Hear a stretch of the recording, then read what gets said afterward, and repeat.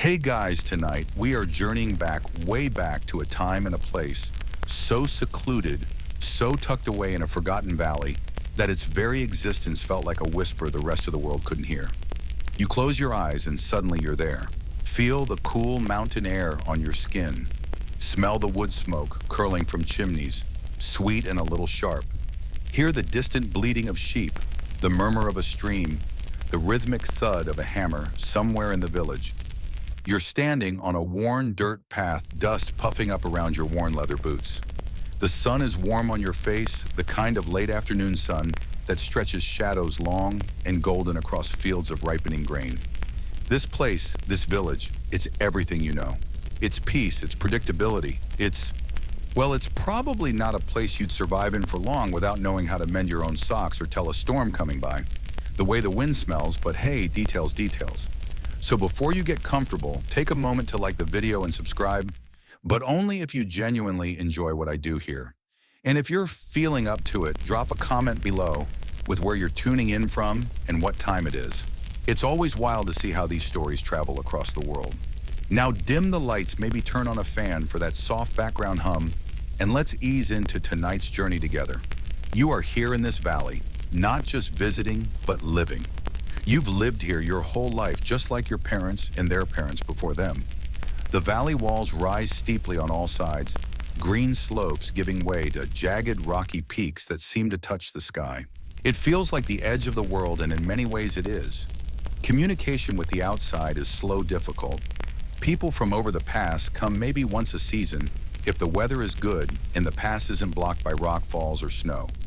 They bring salt iron tools, sometimes a few stories from the wider world, stories that sound like wild fables in this quiet place.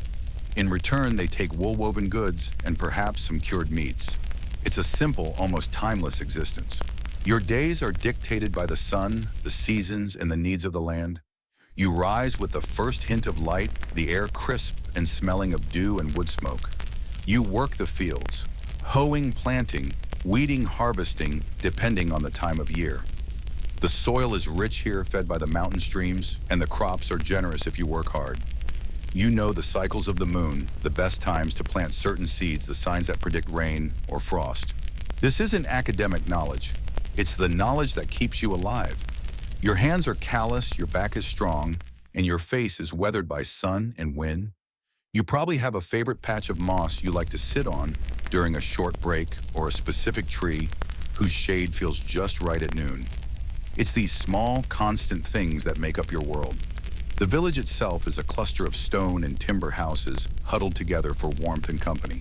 The roofs are typically thatched or covered in heavy slate tiles designed to withstand the harsh mountain winters. There's a central well, the heart of the community, where people gather not just for water, but for conversation and gossip. The air around the well usually hums with the low drone of voices, the clanking of buckets, the occasional laugh. Children chase each other through the narrow lanes, their bare feet slapping on the packed earth. The older folks sit on benches outside their homes, mending nets, carving wood, or simply watching the world go by, their faces etched with the story of years lived in this valley.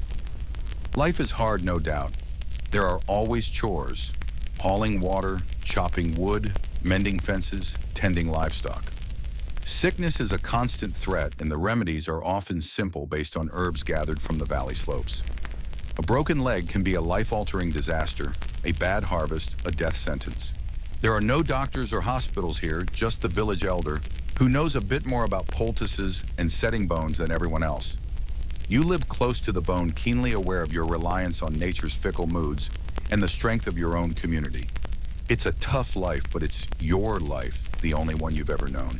And honestly, sometimes the thought of the complicated outside world, you hear whispers of sounds, utterly exhausting. Who needs fancy carriages and people who don't know how to milk a goat?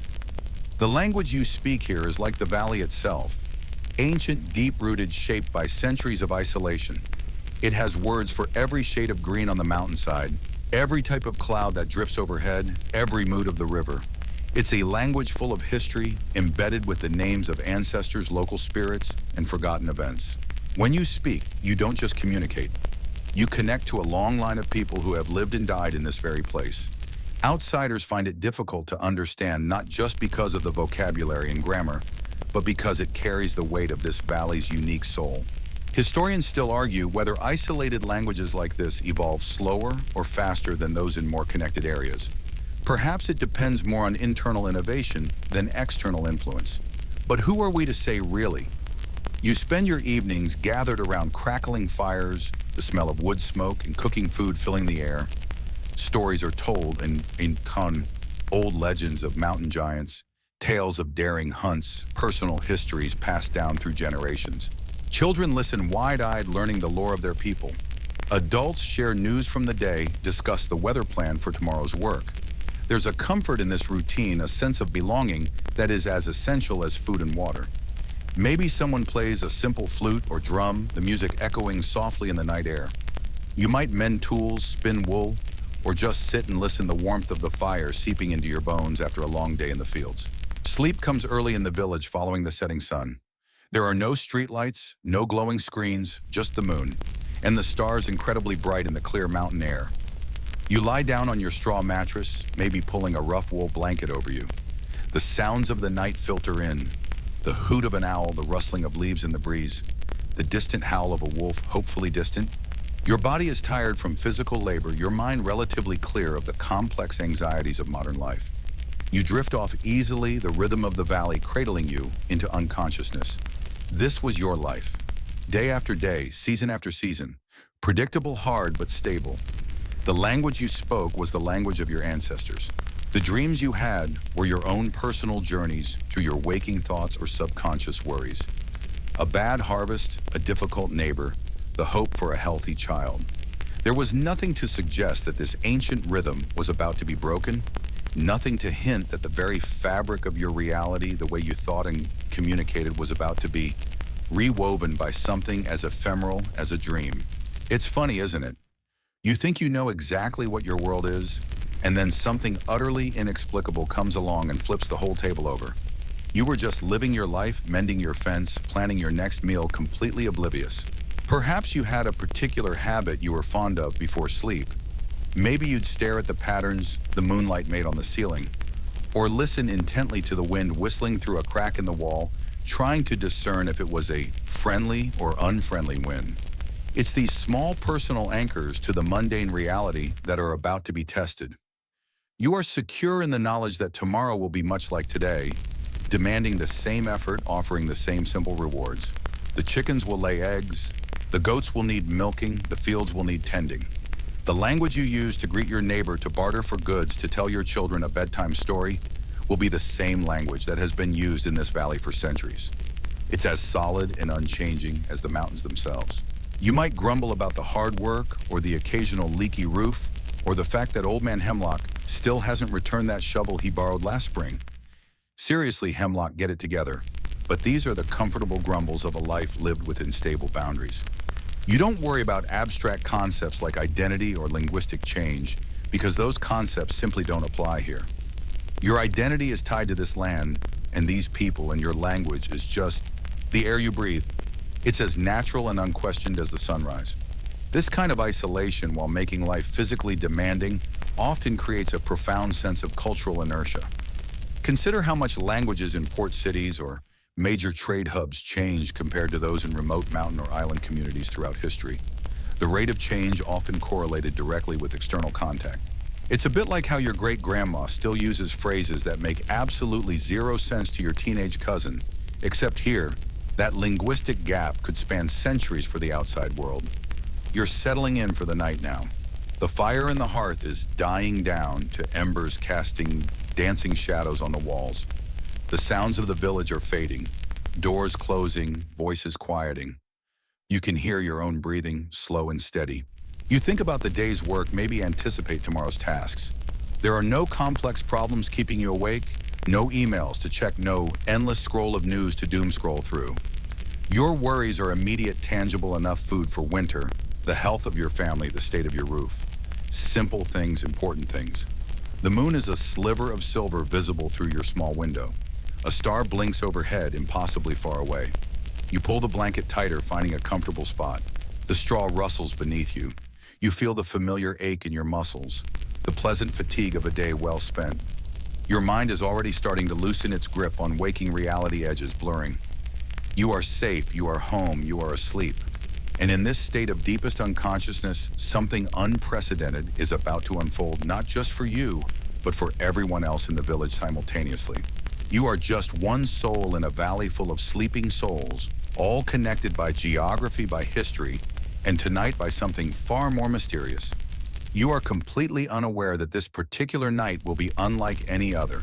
A night where the boundary between the conscious and the dreaming world doesn't just blur but dissolves entirely, leaving an indelible mark on the reality you wake up to. You just drift, you drift into that soft, formless space between wakefulness and sleep, where the edges of reality blur and your own thoughts become the landscape. But tonight, something is different. As you sink deeper, you don't just find yourself in the usual jumble of personal worries and subconscious weirdness, dodging that annoying goose from Farmer Giles' flock that always eyes you suspiciously, or trying to remember where you left that one specific tool. No, tonight you slip into something else entirely. It's not your dream, not just yours anyway, it's shared.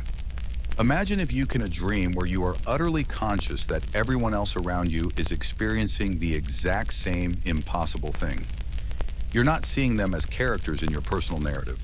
You're feeling their presence as fellow participants in this collective space. It's like tuning into a single, enormous broadcast that everyone in the valley is receiving simultaneously. You might see the face of your neighbor Olena, not across the well, but shimmering in the strange light of this dreamscape. You might feel the quiet strength of the village elder old Kalen, his presence a solid anchor in the swirling sensory input. You are one thread in a tapestry, and for the first time you can feel the texture and connection of every other thread. The dream itself, well, describing it in your old language is proving difficult, even just remembering it now. It wasn't a story with a beginning, middle, and end. It was an experience. It felt like being plunged into a world of pure sensation, but sensations linked directly to meaning, bypassing the need for words. You saw colors you'd never seen before, not just different shades of red or blue, but colors that felt like gratitude or sounded, like the concept of home. Sounds weren't just noises. They were complex structures, vibrating with information. A simple babble of water in the dream wasn't just water flowing. It was the history of that water, its journey from the mountain snows, the minerals it dissolved, the life it sustained, all conveyed in a single resonant frequency. It was overwhelming, beautiful, and fundamentally different. It was as if the dream peeled back the layers of learned perception, showing you the raw data of reality and how meaning could be constructed in ways your waking mind had never conceived. You experienced the essence of things, the solidity of stone, the fleeting nature of a breeze, the intricate network of roots beneath the earth, not through their appearance or their name, but through their inherent vibrational pattern or form. And somehow these patterns and forms felt like they were speaking to you, communicating concepts that were previously abstract or tied to specific words in your language. It's a bit like suddenly understanding calculus just by looking at a rolling ball, except instead of numbers, it was everything. This collective consciousness aspect is fascinating, isn't it? Historians still debate the true nature and frequency of mass psychogenic illness or shared hallucination events throughout history, but this felt less like illness and more like communion. A forced universal firmware update for your brain? Maybe. It was structured coherent, and everyone reporting the next morning felt they had witnessed or participated in the same abstract, meaningful event. Not chaos, but a kind of hyper-reality where the usual rules of perception and language were suspended. In this shared dream, you might have focused on one particular aspect. Maybe you were drawn to the way familiar objects transformed. Your simple wooden spoon became a cascade of shimmering, resonant frequencies that somehow conveyed its entire lineage from tree to hand, its purpose, its connection to every meal it had stirred. Or maybe you were captivated by the concept of human connection, experiencing the feeling of family, not as a relationship defined by names and roles, but as a complex, harmonious blend of vibrational patterns, a shared chord in the valley symphony. It felt like you were seeing the universe's source code, And it was written in, well, in something entirely new. This wasn't like those weird dreams where you show up to work naked or suddenly remember you had a final exam. You never studied for, though. Honestly, the latter feels pretty universal, right?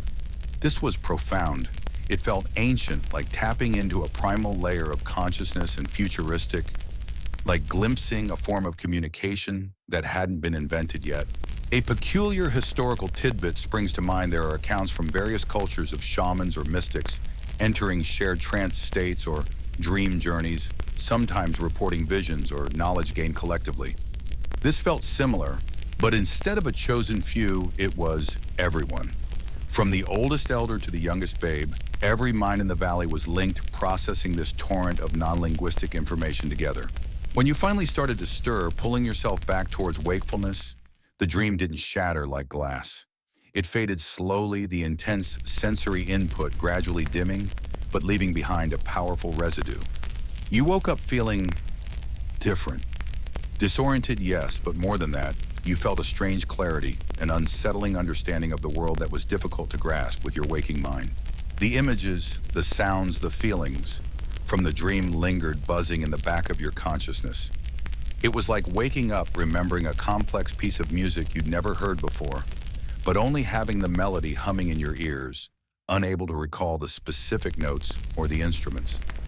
You blinked in the morning light filtering through your window, the familiar sight of your simple room, feeling somehow flat, two-dimensional compared to the vibrant, multi-layered reality of the dream. Your heart might have been racing a little.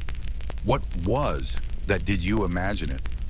But then you heard stirring from the next house, a voice calling out, and the sound felt strange, unfamiliar, even though you knew the voice. It was the same language you spoke last night, but your perception of it had shifted subtly but profoundly.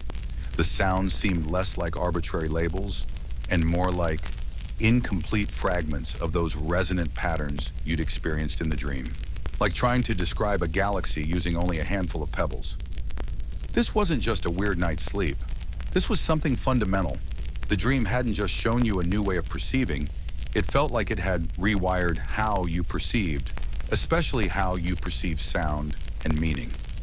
Psychologists still aren't sure how collective experiences, even shared delusions or states of heightened suggestibility, can spread and manifest across groups, let alone a unified dream state like this. It defied all conventional understanding. Yet the evidence was clear both internally within your own mind and, as you would soon discover, in the reactions of everyone around you. The valley hadn't just shared a dream, it had shared a transformation. You lie there for a moment, the straw rustling as you shift.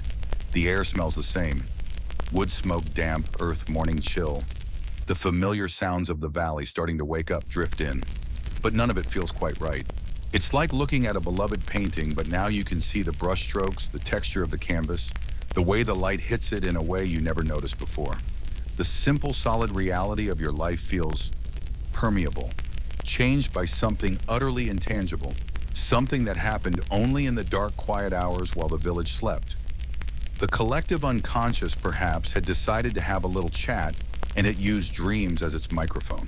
And now you had to figure out what it had said and why the waking world suddenly felt like a slightly out-of-tune instrument compared to the symphony you had just experienced.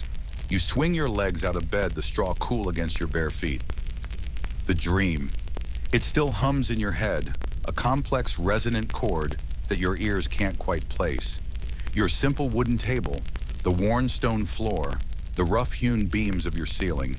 They look the same, but they feel different, flat, like you're seeing only one layer of a multi-layered reality. It's like upgrading your eyesight to see in 10 dimensions overnight, and now regular 3D looks depressingly dull. The first sounds you hear aren't from inside your home.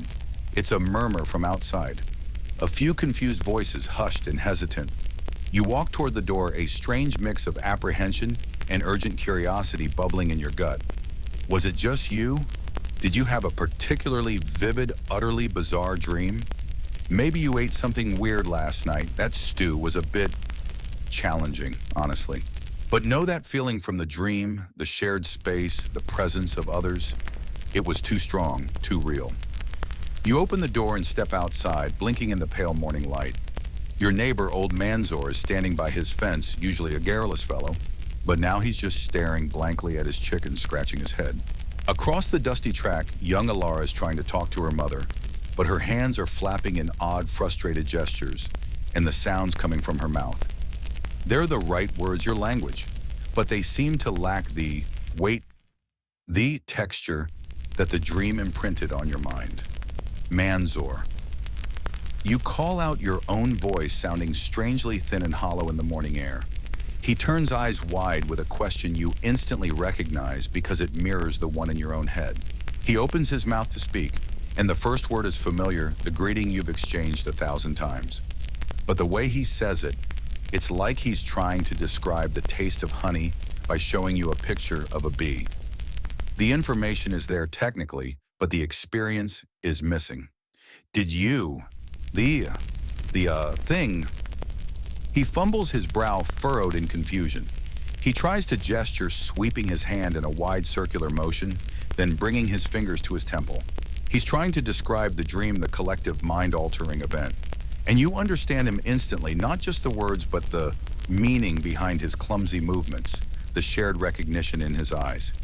It's like you both learned a new unspoken language overnight, the language of befuddled, post-dream gesturing. Soon more people emerge from their homes, drawn by the low murmur of confused voices. The blacksmith, the baker, the weaver, the valley's few farmers. Everyone has the same look, bewildered, a little scared, and trying desperately to communicate something ineffable. They gather in the small village square, a scene of mounting yet strangely quiet chaos. People are trying to describe the indescribable. Someone points to the sky, making a sound that isn't quite a word, but conveys the vastness and complexity they experienced in the dream. Another tries to explain the feeling of interconnectedness by holding up two cupped hands and swirling them together, the gesture somehow resonating with the memory of shared consciousness. But when they try to put it into words, the language fails them. It was like the stone, says Soren the stonemason, his usual gruff voice shaky. But not stone, more like the idea of stone. Solid, but singing. He looks at you, pleading for understanding, and you nod because you get it. You saw or felt or heard the singing solidity too. But how do you explain singing solidity to someone who wasn't there? It's like trying to explain Wi-Fi to a medieval peasant using only smoke signals. Good luck with that patch update. The shared experience is clear. Everyone had the dream, but the tools they've always used to describe their reality, their shared language, suddenly feels like a child's toy hammer trying to build a cathedral. Every word feels inadequate, stripped of the depth and resonance the dream provided. Trying to talk about the intricate multisensory concepts from the dream using the simple nouns and verbs of your old tongue is like trying to fit the ocean into a teacup. You can get a bit of it in, but you lose everything that makes it the ocean. Historically, mass confusion and communication breakdowns can occur rapidly after significant shared events, be they natural disasters, social upheavals, or even widespread psychological phenomena. Think about how quickly slang evolves in specific groups, or how different dialects form in relative isolation.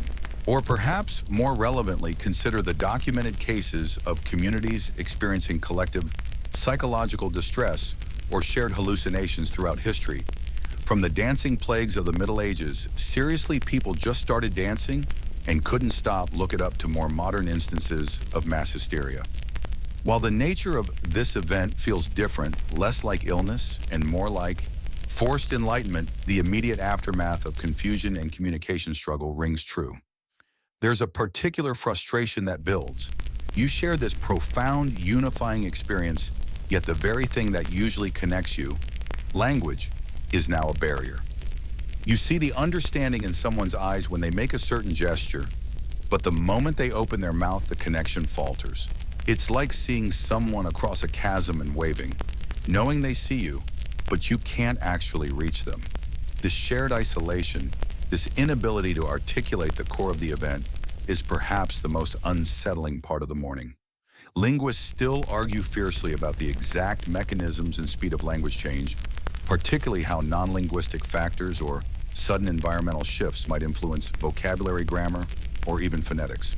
Could a collective nonverbal experience trigger a rapid shift in how a community perceives and uses language? It sounds outlandish, but then again, so does a village sharing the same hyper-real consciousness-altering dream. A quirky historical tidbit that comes to mind relates to early attempts at creating universal languages like Esperanto. The idea was to build a language logically free from the irregularities and complexities of natural languages, hoping to facilitate global communication. But even these constructed languages designed for clarity often failed to capture the cultural nuances and intuitive leaps that make natural language so rich and paradoxically so adaptable. Your old language with all its quirks and history felt like a beautiful but rigid structure last night. The dream showed you a different kind of communication, something fluid, interconnected, and tied directly to the essence of things. Now trying to pour that fluid essence back into the rigid structure of your old tongue just doesn't work. You stand there in the square part of a growing circle of bewildered faces, listening to the strained, inadequate attempts at communication. You see the fear, the confusion, the underlying awe, and you feel it too. The sun is rising higher, warming your skin, but the chill of incomprehension runs deep. How do you move forward when the fundamental way you interact with the world and with each other has been so profoundly disrupted by a single night of shared dreaming? The village isn't just awake, it's undergone a silent collective revolution of the mind, and the first casualty appears to be the very language they use to define their reality. You're standing there in the village square, part of this confused huddle, and the air is thick with attempts. Strained, inadequate, utterly earnest attempts to speak the unspeakable. Your neighbors, usually so grounded, talking about crops, the price of wool, the annoying leak in the cooper's roof, are grappling with concepts that defy gravity, logic, and their established vocabulary. Remember Soren the stonemason trying to describe the stone that was also singing? He's still at it, running his hand over the rough bark of the old oak in the center of the square, his fingers tracing its familiar lines. It's like this, he mumbles, looking at the tree. Solid, yes. Real. But inside there was the feeling of growing, of time. And the color wasn't green or brown, but the process of being green and brown. He trails off frustration, etching lines deeper into his face. He's using the words solid, growing, time, color, green, brown. But you can see in his eyes and hear in the strained cadence of his voice that these words are like cracked vessels trying to hold something infinite. They can't contain the multi-dimensional reality he experienced. It's like trying to describe a symphony by listing the instruments used. You know there's a flute and a violin and a drum, but where is the music? Where is the soaring melody, the crashing crescendo? The old language just provides the ingredient list, not the finished dish. Elara, the young woman from Section 3, is near you now, talking to her friend Finn. She's describing a part of the dream where they were all connected like roots in the earth, sharing thoughts and sensations without speaking. We were all, so she says, gesturing between herself and Finn, then sweeping her hand to encompass the whole square. But also, them. Like one big thing. She makes a frustrated noise deep in her throat, a sound of pure inadequacy.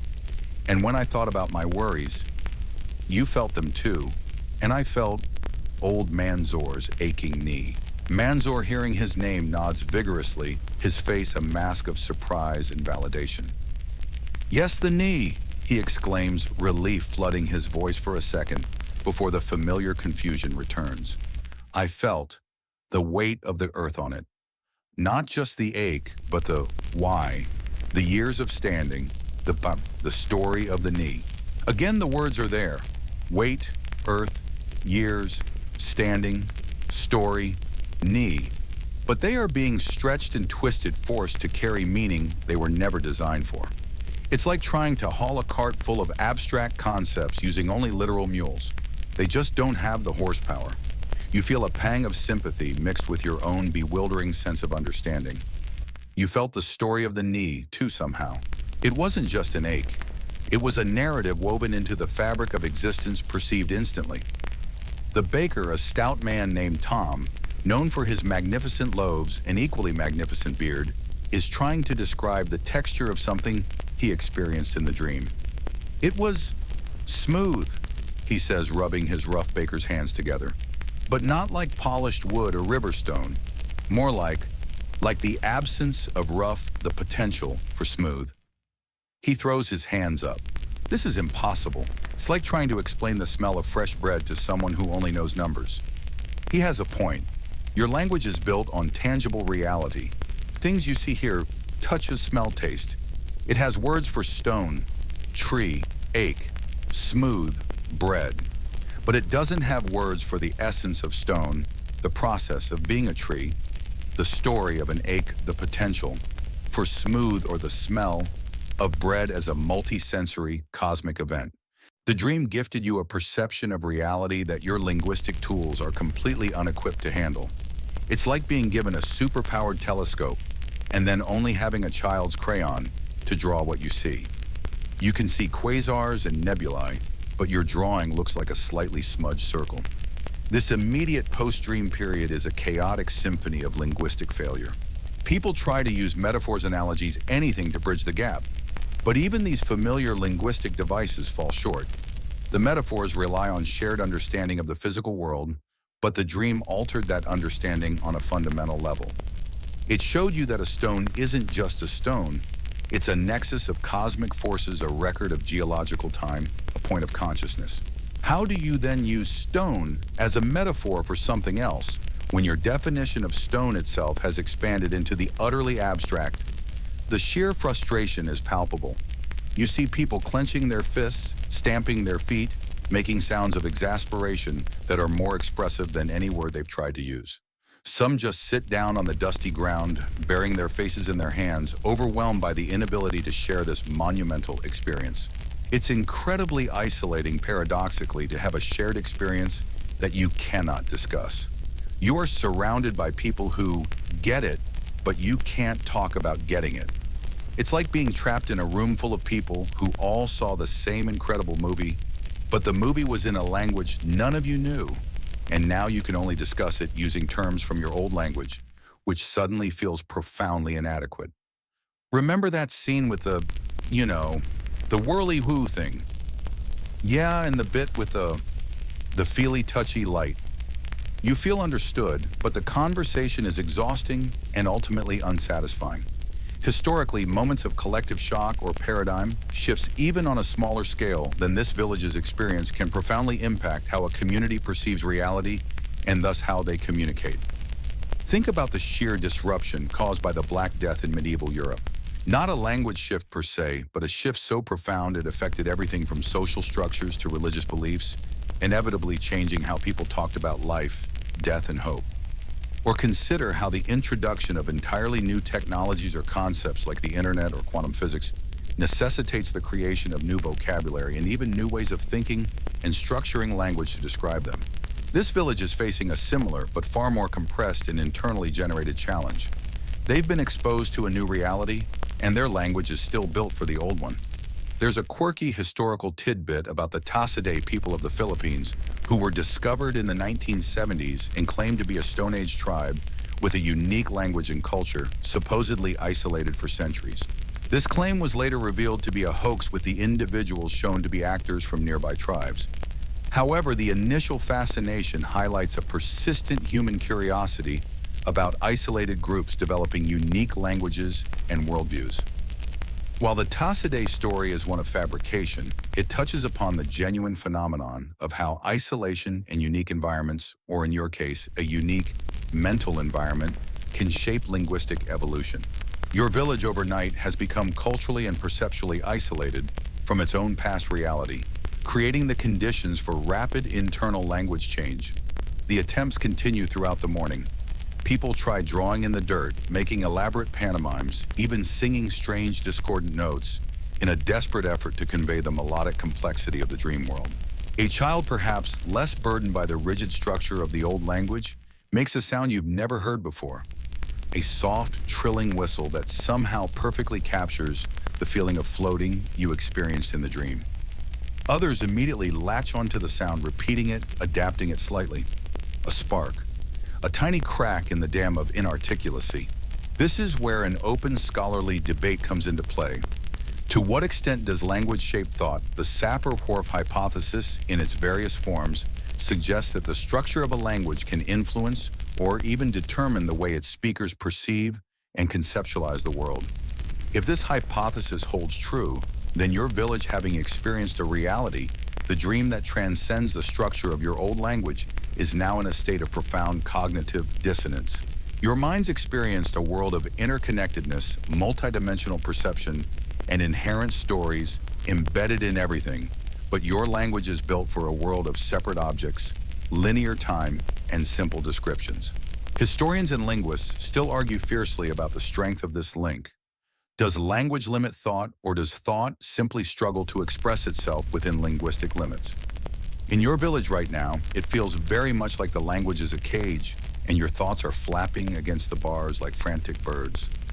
The day wears on and the initial shock gives way to a weary determination. People are still trying, still fumbling with familiar words that feel increasingly alien. But beneath the frustration, a new pattern is starting to emerge, driven by necessity and that shared ineffable understanding from the dream. When words fail, and they fail constantly now when discussing anything beyond the most basic needs like hungry or thirsty, people automatically resort to gestures, to tones of voice, to sounds that are not part of the old language, but resonate with the memory of the dream. The simple act of pointing is no longer just indicating a direction, it's accompanied by a complex facial expression and a subtle shift in posture that conveys the significance or quality of the thing being pointed at as experienced in the dream. A shrug isn't just indifference, it might be an attempt to express the vastness of the cosmic perspective you gained. A hum isn't just a hum, it might be trying to evoke the vibrational essence of reality you perceived. The village square, usually a place of bustling commerce and loud gossip, has become a laboratory of desperate communication. It's filled with gestures, sound effects, and the ghosts of failed words. The air is thick not just with dust, but with the silent, shared understanding that their language is broken, and they have to find a new way to speak the world into being. This isn't just about describing the dream anymore. It's about describing everything, because the dream showed them that everything is more than their old language allowed them to see.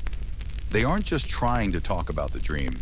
They are trying to talk about this world, the post-dream world, with minds fundamentally altered. And the old words just bounce off the new reality like pebbles off a mountain. You watch as two neighbors who have known each other their entire lives try to coordinate fetching water from the well. It's a simple task, but even that is difficult. One tries to say water, but the word sounds flat empty, missing the essence of water as a flowing, life-giving force they perceived in the dream. He resorts to mimicking the flow, with his hands making a gentle burbling sound.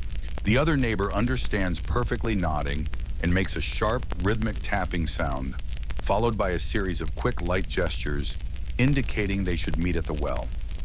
Now, with a sense of shared purpose, they also felt in the dream. They are speaking, but it's not the language you went to sleep with. It's something else, something born of necessity and shared memory.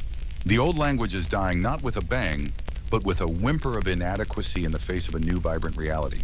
The air, thick with dust and the ghosts of failed words, starts to vibrate with something new. You've witnessed the frustration, the desperate fumbling in Section 4, but now amidst the sighs and bewildered looks, a different kind of effort is emerging. It's not just about trying to talk, it's about finding a way to connect, to share the echoes of that profound night. It's like everyone collectively decided, okay, this toolbox is empty. We need a whole new shed. You see Alara, the young woman from before, standing with Finnegan.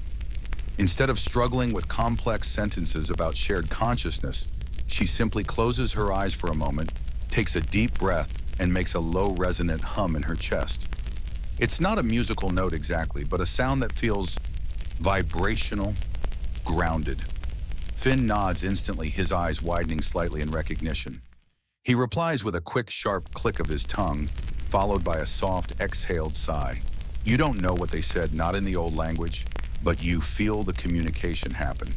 You sense the hum meant something like, remember the feeling of interconnectedness, the deep root shared being, and the click sigh response conveyed, Yes, I feel the difficulty of expressing it, but I remember the sharp clarity of that perception.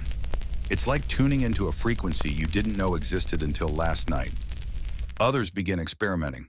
The baker Tom, trying to describe the texture of that dream substance, stops rubbing his hands together fruitlessly.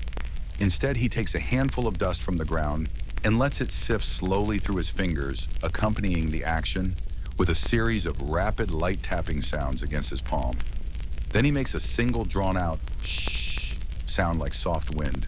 You watch this and your mind immediately supplies the meaning the dust sifting through his fingers represents the physical substance.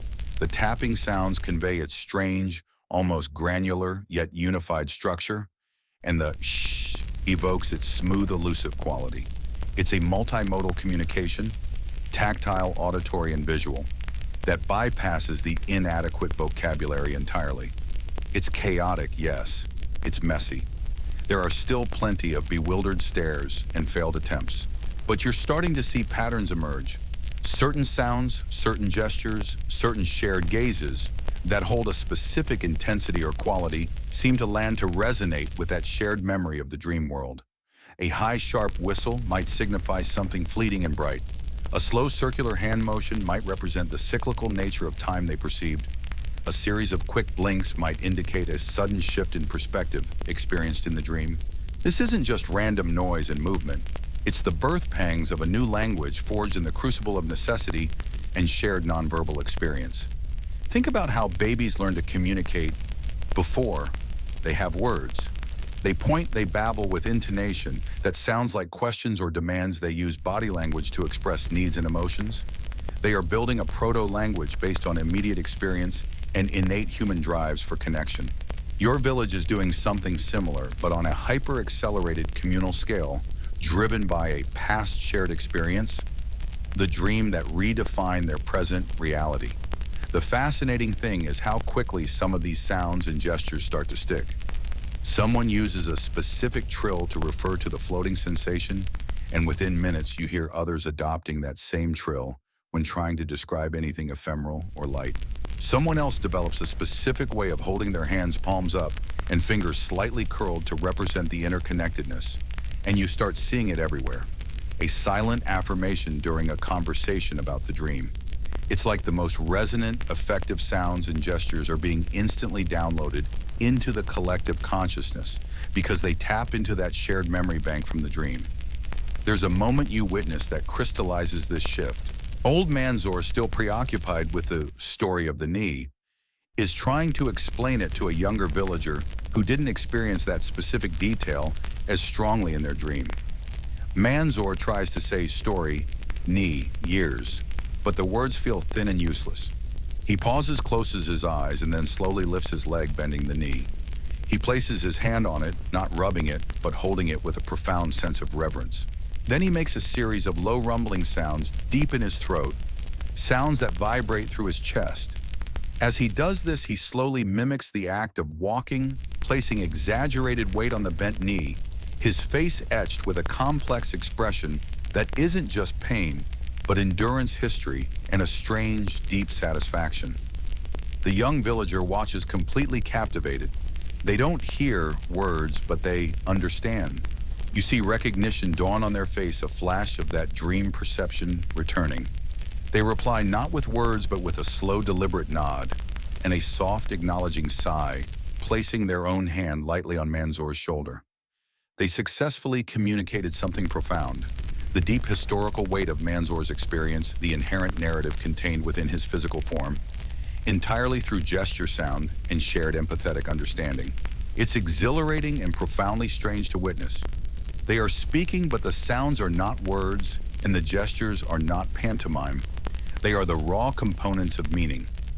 This process of sounds and gestures acquiring shared meaning through context and repetition is essentially how all languages are born and evolve, just usually over centuries or millennia. Consider pidgin languages, which emerge when speakers of different languages need to communicate. They are simplified forms, often drawing vocabulary from dominant languages, but with a unique, simpler grammar created out of necessity. Your village is creating something perhaps even more fundamental, starting from scratch, not borrowing from another language, but drawing from a shared experiential wellspring. It's a linguistic Big Bang happening in real time compressed into hours. Historically, the development of sign languages among deaf communities provides a powerful real-world example of languages emerging spontaneously when a community forms without a shared spoken language.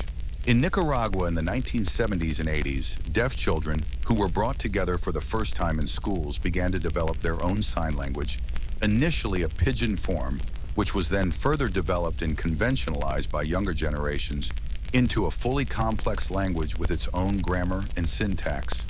Nicaraguan Sign Language ISN. This demonstrates the innate human drive to create language for communication and how it can arise organically within a community.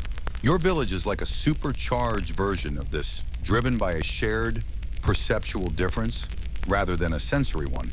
There's a quirky fringe theory, not widely accepted, but fun to ponder, that some ancient cultures might have used nonverbal forms of communication or proto-languages heavily reliant on music gesture, or even psychoactive substances to induce shared states to convey complex ideas that spoken language couldn't capture.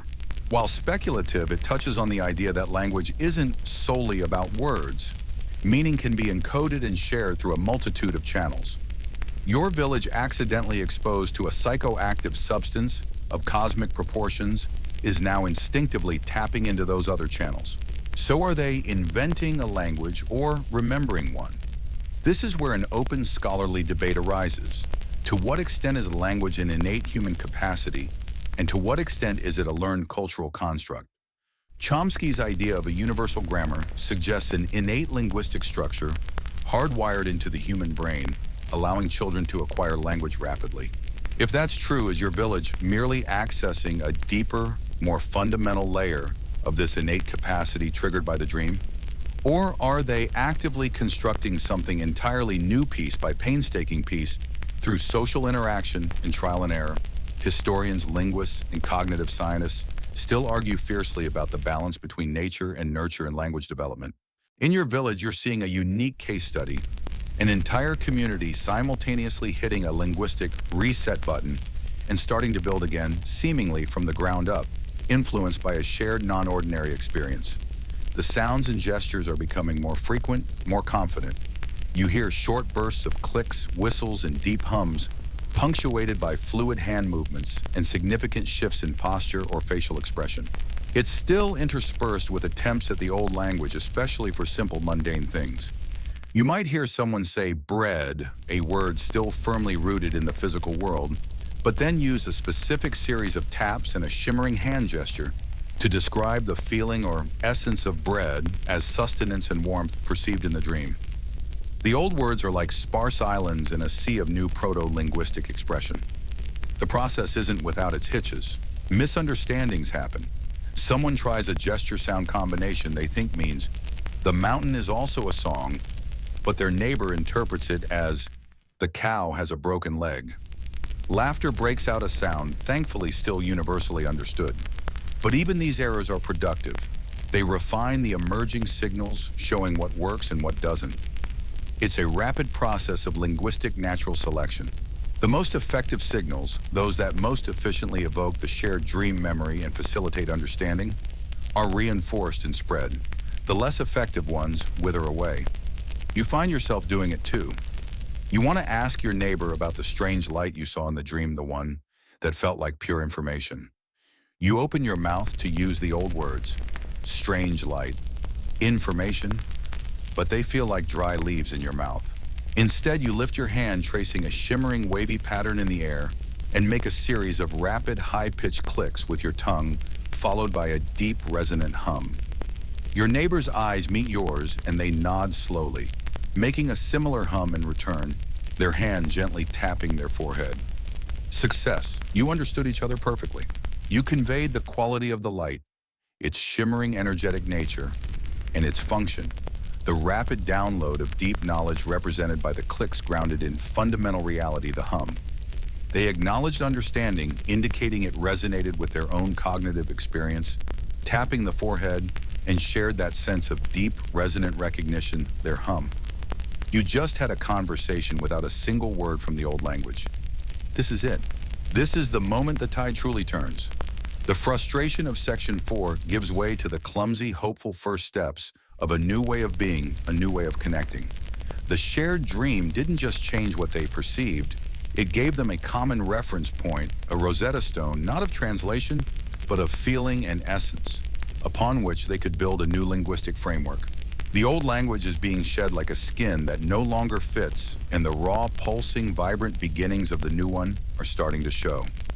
The village square, once filled with the sounds of conventional life, is now a fascinating, confusing, and ultimately miraculous symphony of human ingenuity and shared experience finding a way to speak the unspeakable. The air, no longer just thick with confusion, is now humming with a new kind of energy, a strange evolving symphony of clicks, whistles, hums, and resonant gestures. You've just had that wordless exchange, that moment of perfect understanding about the shimmering light, and it feels profound. It's like a secret door has opened in your mind, connecting directly to your neighbors, bypassing the old clumsy machinery of spoken words entirely. This isn't just random noise and movement anymore. It's starting to solidify to gain structure. The linguistic Big Bang you witnessed in Section 5 is coalescing gravity, pulling the swirling dust of sound and gesture into nascent forms, shared constellations of meaning. You watch as others refine the signals.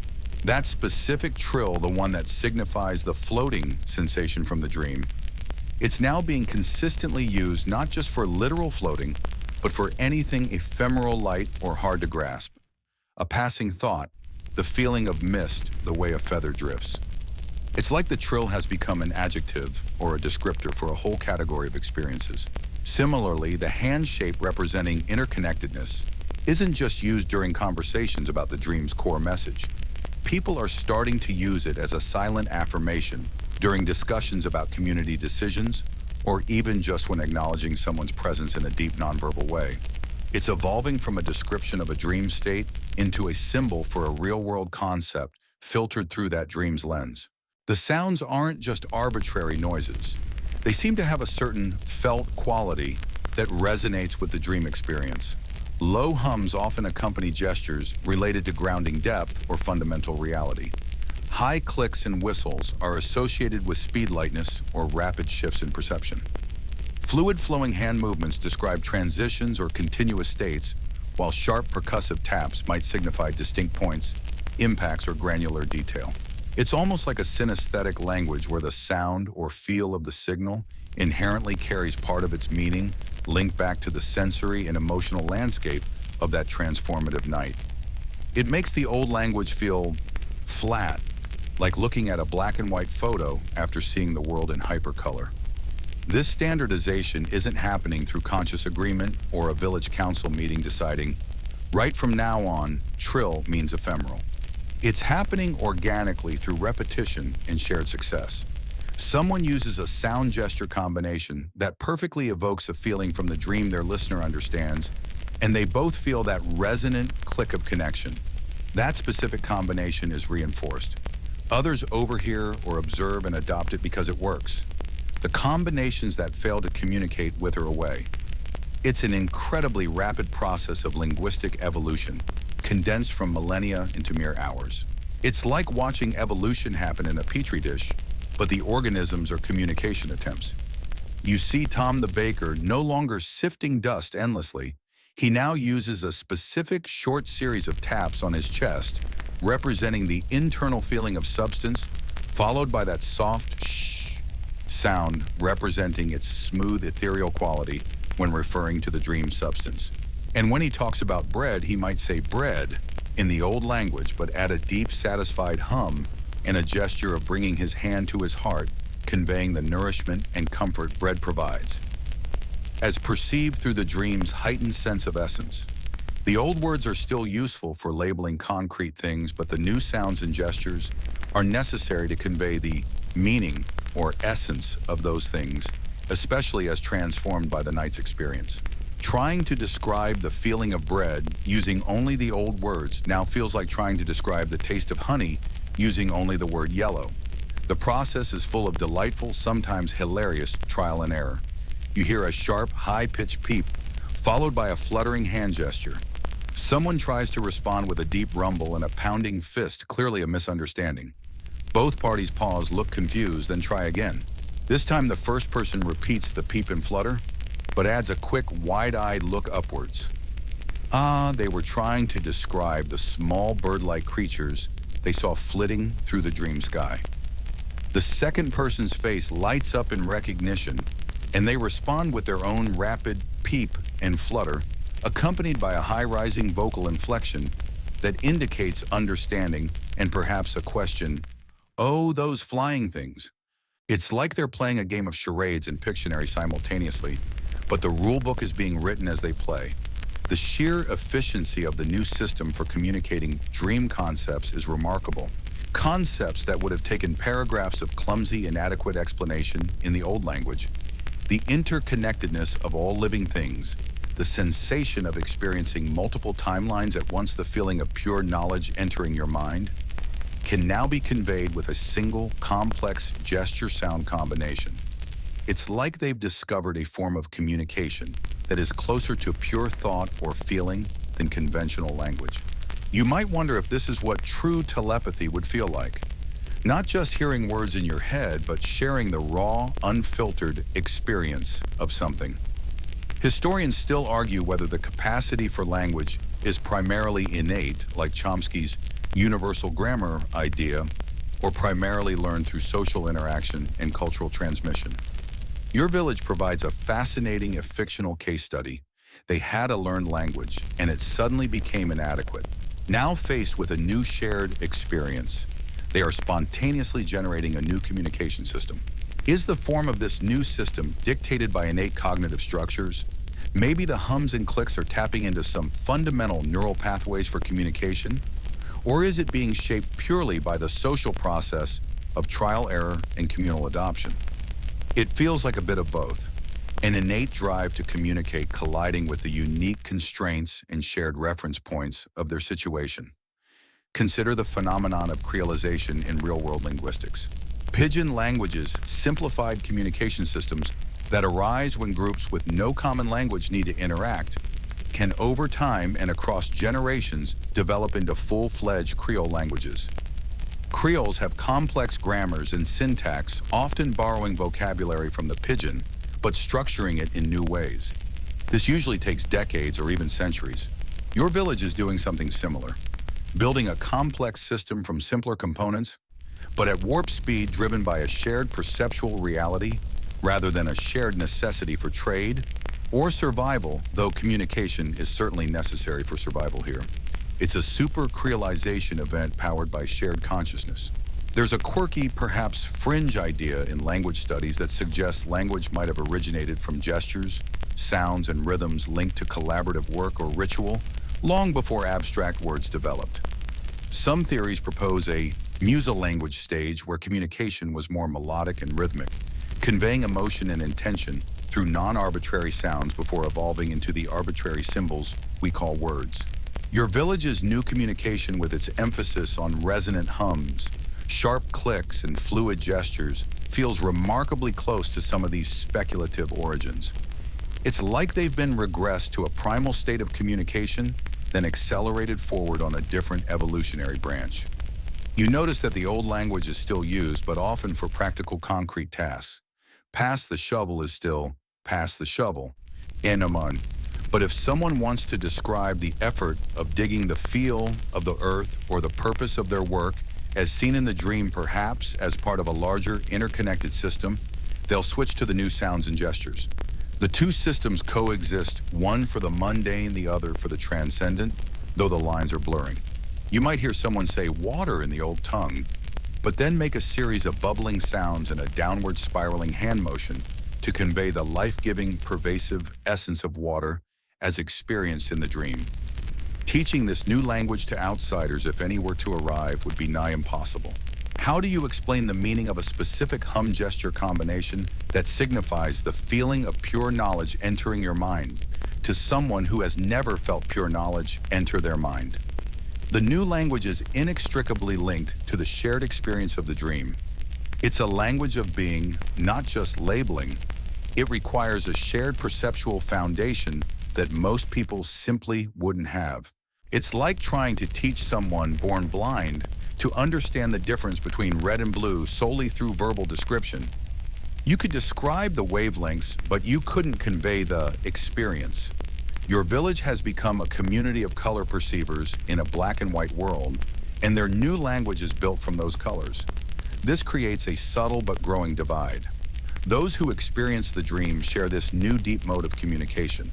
Those who were perhaps too young or for some other reason were untouched by the shared vision are starting to feel excluded.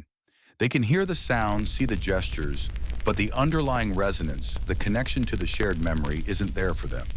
They might learn to mimic the sounds and gestures, treating them like arbitrary words in the old language, but they won't understand them on the same fundamental level.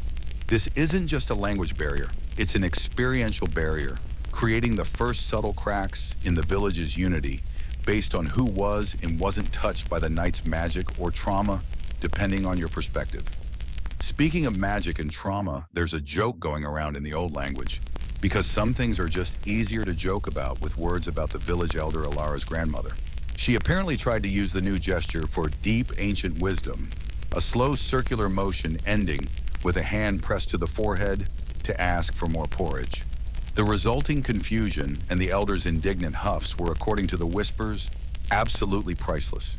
See, old words still have their place, and humor blessedly seems to transcend linguistic boundaries. Another joke circulates about the frustration of trying to explain a simple concept like a small stone using the new language. Someone spent 5 minutes using sharp clicks, small, a grinding sound stone, a gesture of compacting their fist density, and a low hum grounded reality, only for their listener to think they were describing a philosophical concept about the inherent nature of existence. The old word stone is just so much more efficient for, stones. It highlights the specialization of the new language. It's incredible for subjective, experiential, and interconnected concepts, but utterly cumbersome for basic physical objects. The sounds are becoming a rhythm, a flow. You start to hear patterns of call and response questions posed with rising inflections of clicks and whistles, affirmations given with deep resonant hums and steady gestures.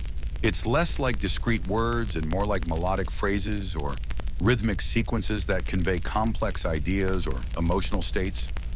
They are building a lexicon not of individual words, but of complete multimodal expressions that function like sentences or even paragraphs in the old tongue, but delivered in seconds. The village is no longer just coping. It's actively building a new way of life centered around this new mode of communication. It's influencing everything. How they plan tasks, resolve disputes, share stories, especially stories of the dream, and even express affection or sorrow. The old language is becoming the language of the past of the world before the dream. The new language is the language of the present of the world transformed.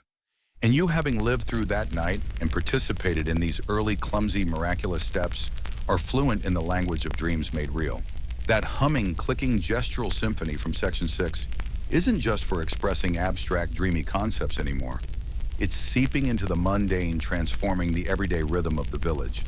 You watch as tasks that were once accompanied by shouted instructions or simple questions in the old tongue are now orchestrated by fluid sequences of sounds and movements. Need to raise the roof beam. It's not lift anymore. It's a specific series of low grunts, effort, upward sweeping gestures, lifting and sharp clicks timed to each person's exertion synchronization, woven together into a kind of physical oral chant that feels incredibly efficient. It's like the physical act and the communication about the act have become one fused by this new language rooted in shared experience. The old language feels increasingly clunky, like wearing thick, muddy boots after you've gotten used to walking barefoot on soft grass. You try to ask someone to pass you a specific tool, the hammer maybe, using the old word. Hammer, you say. The word hangs in the air, flat and uninspired. They look at you, their eyes maybe a little vacant, then respond with a sharp tap gesture, impact the downward motion, striking in a resonant hum utility followed by a question inflection, effectively asking, are you referring to the object used for striking things with purposeful force? You nod, feeling a little foolish for using the label, when you could have conveyed the function and essence. The old words are becoming mere labels, while the new language conveys meaning and purpose filtered through the dream's unique perspective. This isn't just about efficiency, it's about connection. When you communicate in the new language, even about something as simple as wanting a drink of water, you're not just asking for a substance. You're invoking the feeling of thirst, a dry, raspy sound, the life-giving flow of liquid, a bubbling downward cascade gesture, and the deep fundamental need it fulfills, a hand brought to the core, accompanied by a low hum. It's like every utterance is a miniature poem rooted in sensory experience and shared understanding. The old language could describe thirst. The new language embodies it. Slowly, irrevocably, the old language is receding. It's not being actively suppressed. It's just falling out of use because the new one is demonstrably better at communicating the reality everyone is now experiencing. Think about how quickly you adopt new slang with your friends, or how a specific meme format can convey a complex reaction with just an image and a few words. This is that phenomenon on a massive scale, driven not by cultural trends, but by a seismic shift in shared perception. It's like everyone in the village suddenly got an upgrade to their operating system, and the old software just isn't compatible with the new features. Children in particular seem to pick up the new language with astonishing speed. They're like sponges, their minds perhaps more open to this fluid synesthetic mode of communication. You see them playing games that incorporate the new gestures and sounds, effortlessly inventing new combinations for their imaginative worlds. They still learn some of the old words, mostly for naming things they interact with regularly, like tree, Stone, river. But when they talk about their feelings, their ideas, or their memories of the dream, which they seem to remember vividly like it happened yesterday, they instinctively switch to the clicks, hums, and gestures. For them, the new language isn't just a tool, it's their native tongue, the language of their post-dream reality. The elders are a different story. Some embrace the new language with surprising enthusiasm, their minds sharp and adapting. Ilara's grandmother, despite her initial confusion with the porridge request, a story that still gets recounted with chortles conveyed through rapid, high-pitched clicks and shushing sounds, a new joke-telling convention has become quite adept at using the new system, particularly for conveying her deep understanding of the village's history and connection to the land concepts the new language seems uniquely suited for. But others struggle. Their tongues and hands are trained in the rhythms of the old speech, and trying to map meaning onto these new, non-arbitrary to the dream experiencers, anyway, sounds and gestures is difficult. For them, the old language remains the default, the language of comfort and long-held memories. The old language is starting to sound formal. It's used in situations where absolute clarity about objective reality is paramount, or when addressing the elders who haven't fully transitioned. You hear snippets of it during discussions about grain stores. We need 3 more sacks, delivered in the old tongue for precise quantity, or during debates about repairing the bridge. That support beam is weak. Old language for clear structural description.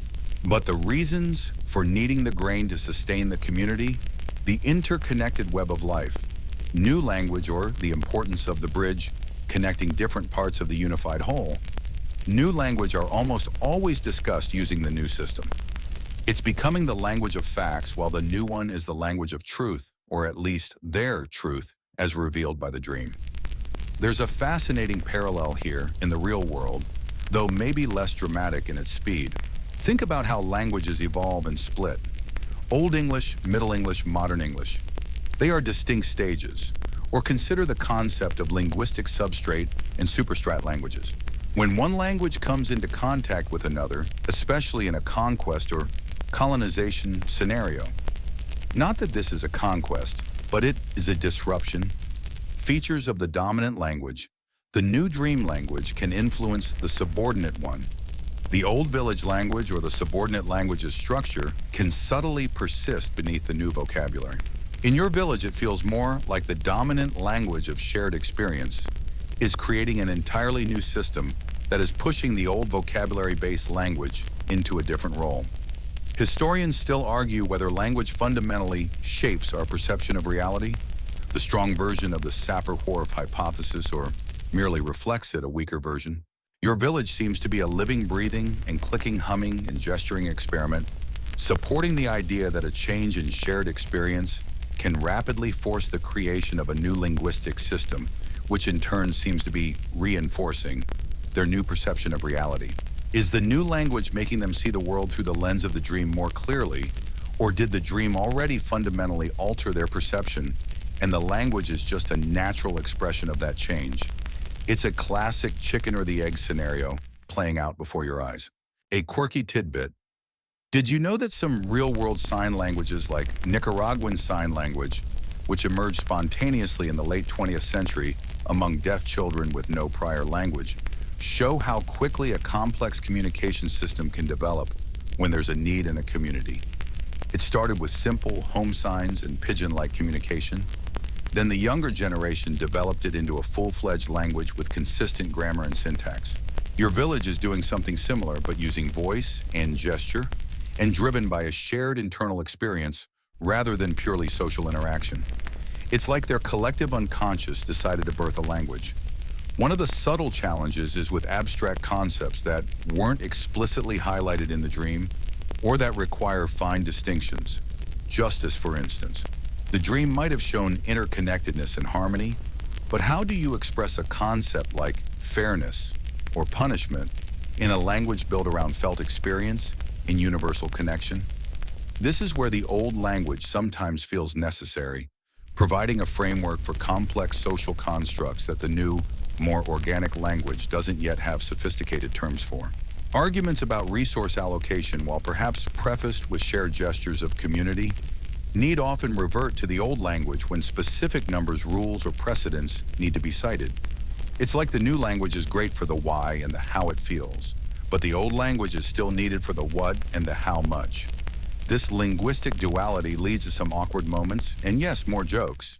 There's one circulating about a young man trying to express his affection for a young woman using the new language. He used a complex sequence of resonant hums depth of feeling soft clicks tenderness, and a gesture signifying intertwined paths commitment. She, however, mistook the clicking sounds, which can also signify small, fast things, and thought he was trying to describe how his heart was beating rapidly, like a startled bird. Cue blushing, fumbling, and eventually a sheepish attempt to use the old words, "I like you." The stark simplicity of the old phrase felt inadequate compared to the elaborate failed attempt in the new language, but at least it was understood. Another humorous example, someone trying to tell a complicated story using the new language. Instead of a narrative with clear subjects and verbs, it became a swirling, multimodal experience of sounds, gestures, and facial expressions that conveyed the feeling and essence of the story, but lost the plot entirely. Listeners were left with a profound sense of something involving a river, a lost tool, and a sudden downpour, but no idea who did what, when, or why. The old language with its linear syntax is still needed for linear storytelling. It's like the new language is the language of poetry and impressionism, while the old is the language of prose and technical manuals. The sounds and gestures are becoming codified, but not in a rigid rulebook way. There's still fluidity, regional variations, developing within the village itself. Tiny microdialects and the meaning of combinations can still be context-dependent. It's a living language evolving incredibly quickly. You notice that your own internal monologue is starting to shift. You don't just think in words anymore. You find yourself accessing memories or planning actions using internal clicks, hums, and phantom gestures. Your brain is rewiring itself to accommodate this new mode of cognition in communication. The old language is becoming a relic, perhaps preserved for rituals, formal occasions, or historical recounting, like Latin was in medieval Europe, or like endangered languages are today spoken fluently only by the oldest generation. The children might learn it in a limited capacity, like a foreign language or an ancient script. The village is effectively becoming bilingual, but with one language actively thriving and growing, and the other slowly fading into the background, reserved for specific, increasingly rare use cases. The shift feels complete in many ways. The air is filled with the sounds and movements of the new tongue. Discussions about daily life work, feelings, ideas, it's all happening in the language born from the dream. The village hasn't just changed language, It has become a new linguistic community bound together by a shared profound and incommunicable experience that gave birth to their very way of speaking, thinking, and being in the world. And you are part of this transformation, conversant in the language of a reality only you and your fellow villagers truly understand. That humming, clicking, gestural symphony is becoming a barrier now, a shimmering invisible wall separating you and the villagers from the world outside. Visitors arrive as they always have. Traders seeking goods, travelers passing through on their way to somewhere else, even the occasional official from the nearest town come to check on things or collect some minor tax. And they are, to put it mildly, bewildered. Imagine this: a seasoned trader, accustomed to the rough and tumble of market bartering, arrives with his cart piled high with goods the village used to crave. Perhaps fine cloth metal, tools, exotic spices from faraway lands. He greets you with the usual boisterous calls in the old language, of course. "Ho there, friend. Got goods for your needs. What fine wares do you require today?" You look at him and you understand the old words yes, but they feel hollow, like the word hammer felt before. You try to respond. You want to tell him you need tools, yes, but not just tools. Tools that feel right in your hands, that resonate with the rhythm of the earth, that contribute to the collective well-being. You open your mouth and instead of forming old words, you find yourself making a soft, resonant hum connection, tracing a gesture that signifies reciprocal flow trade, but as mutual benefit, and ending with a series of light clicks, specific items needed. The trader stares. His smile falters. He cocks his head. "Hey, what was that, friend? Are you unwell?" He tries again, slower, louder, as if you're suddenly deaf or simple-minded. "Cloth. You need cloth." He holds up a bolt of fabric, clearly expecting a nod, a verbal affirmation, or perhaps a counteroffer in the old tongue. You try again, using the new language to explain that the texture of the cloth is important. A series of soft gliding sounds, its origin must be in harmony with nature. A sweeping gesture encompassing the sky and earth, and the trade must benefit everyone. A hum that vibrates deeply in your chest. It's a beautiful, complex expression of your new values, a symphony of meaning. To the trader, it's just noise and strange movements. He starts to look genuinely unnerved. He might think you're possessed, or perhaps just mad. He's used to people talking about quantity, price, profit. Your language talks about interconnectedness, resonance, and shared purpose. It's not just a language barrier, it's a reality barrier. His world runs on discrete objects and transactions. Yours is a fluid, unified field of experience. You're speaking across a chasm of perception. This leads to frustration. For the visitors, dealing with the village becomes too much effort. Trade dwindles. Why bother when a simple request for supplies turns into an interpretive dance with sound effects? Officials find it impossible to conduct business. Imagine trying to explain tax forms using only clicks, hums, and gestures, reflecting the interconnected flow of community resources. It's not happening. Arguments break out. Misunderstandings multiply. The villagers, in their serene post-dream state, find the outsiders' insistence on the old clunky ways almost comical, bordering on irritating. It's like trying to explain quantum physics to someone who only understands simple arithmetic. You feel a pang of something, nostalgia perhaps, for the ease of those old interactions, even the haggling. At least you understood each other, even when you disagreed on a price. Now, the disagreement isn't about price, it's about the fundamental nature of reality itself. You remember that joke about the lost tool in the river in Section 7? That's how outsiders feel trying to grasp even the simplest requests. It's all feeling and no plot. The village begins to isolate itself, not necessarily out of fear or hostility, but out of sheer linguistic and experiential incompatibility.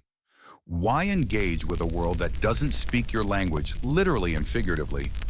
Why explain the profound insights of the dream to people who look at you like you've sprouted a second head? It's easier, more comfortable to retreat into your shared reality, your shared language. The outside world, with its focus on property status and linear time, starts to feel less and less relevant.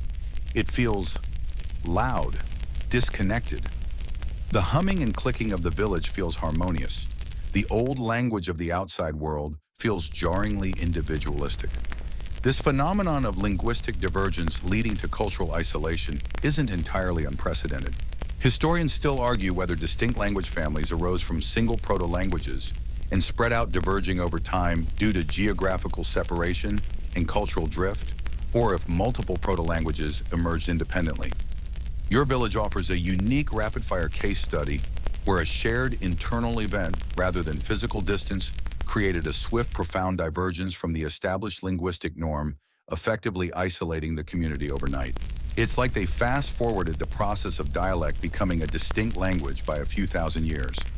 Consider as a quirky tidbit the historical example of secret languages, or argots, used by specific groups, criminals, traders, or even school children, to communicate exclusively among themselves and exclude outsiders.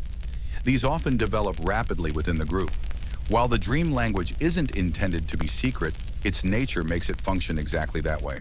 It's an argot born not of a desire for secrecy, but of a necessity to communicate a new reality.